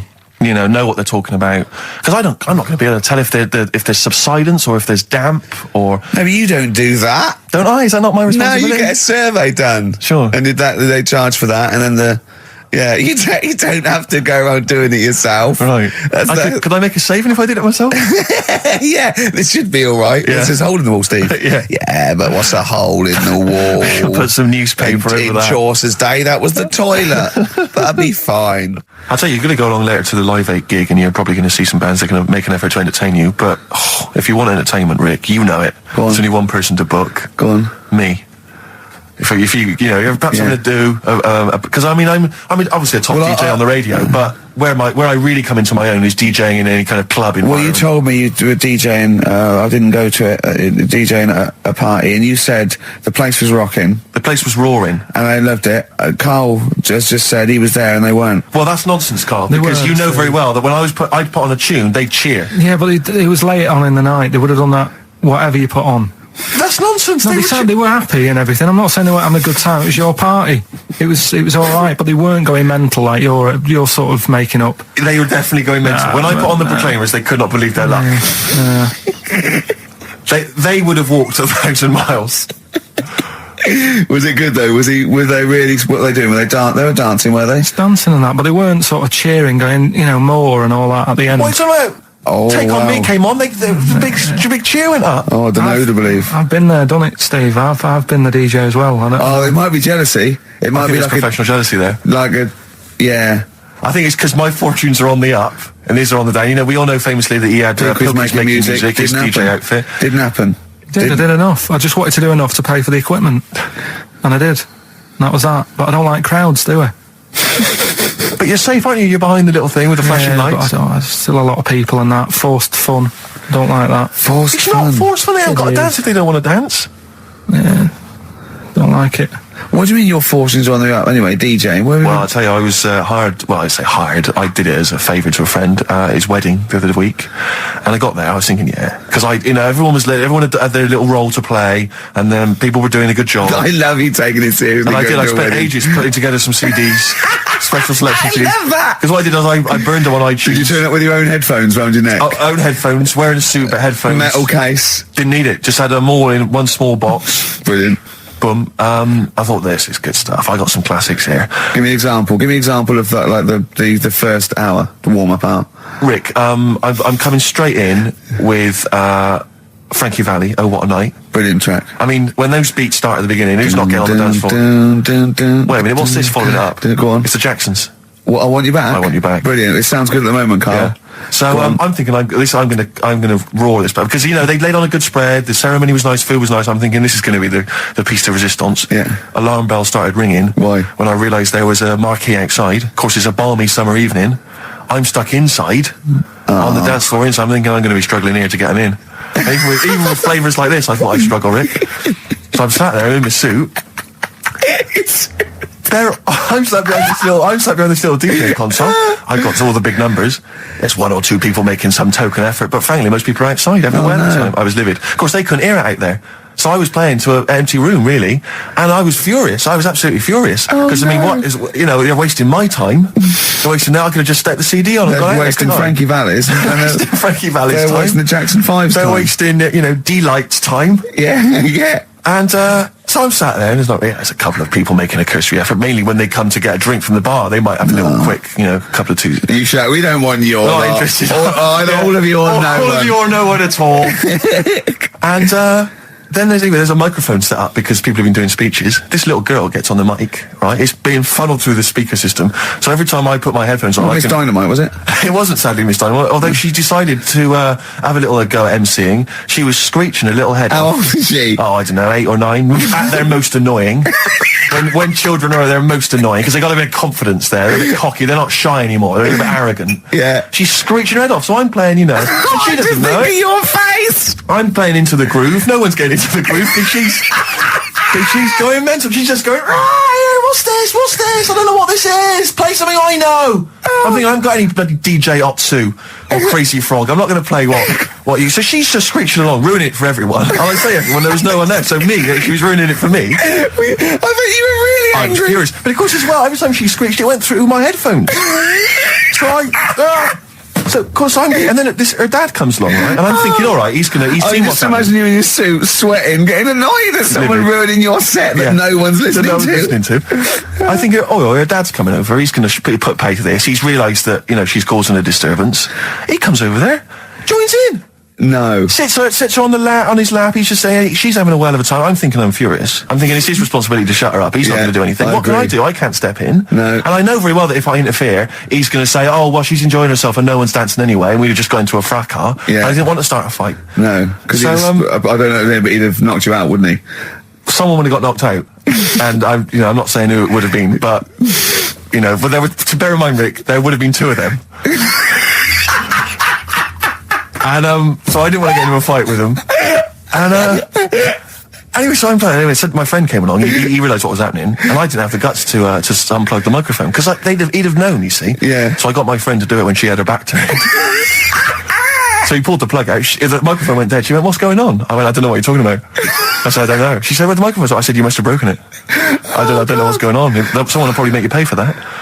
Anyway, at least we shut her up. That is great. But it really went from bad from worse. And there's that thing when you panic, you start panicking, so you're putting on a lot of flavours that you would have saved till the last hour. What are we talking? Boom, boom, shake, shake. Exactly, you're throwing him in early. Love Shack's coming on way too soon. Really? Oh, Love Shack before 11. It's heresy, but I had to do it. But anyway, in the end, I made the bride go and get some people in. I said, look, it's your special night, all right, and they're going to enjoy this. I'll be honest, love, this is a washout, and it's up to you Exactly. to turn this wedding around, or I'm walking. And I tell you, they're going to have a sour memory of this evening unless you bring some people in. Everyone in dancing. So she got him in at the end, and Brilliant. And I'll tell you this, Carl, I mean, I don't know what you say, but they were loving it. They were absolutely loving it. A bloke came over and said, have you got Amarillo? I said, no, but I put on something even better, Delilah. Wedding crowds always go for Delilah. A song, of course, about old man killing his wife. It always goes down very well, strangely, at weddings. They get into a sort of hokey-cokey thing. They went berserk for it. And I was following it up with, I had the Monkeys, I had all sorts going on. Brilliant. Of course, you know what happens. What? I'm going great guns. People are absolutely loving it. They're rocking it. I throw in, I had something cracking on at the end. Come On Eileen, of course, was on. People were going berserk for it. Which is unfortunate because the bride's name was Eileen. Yeah. And then the bride pipes up. I'm throwing the bouquet. So they all traipse off outside again. I was furious. Oh, no. I plugged the microphone back in. I said, what are you doing? We got, but they went out there. And, of course, you can't get them back once they've done that because all the women are running around. I got the thing. And then they got to wave everyone off, throw the confetti. They ruined your day. I was having a great time and they ruined it. She ruined your special day. She ruined my special night. Oh, no. It's on her head. What would you put on about now, Carl? What if I was DJing? Yeah. Probably a better world party. Go on, then. Interesting.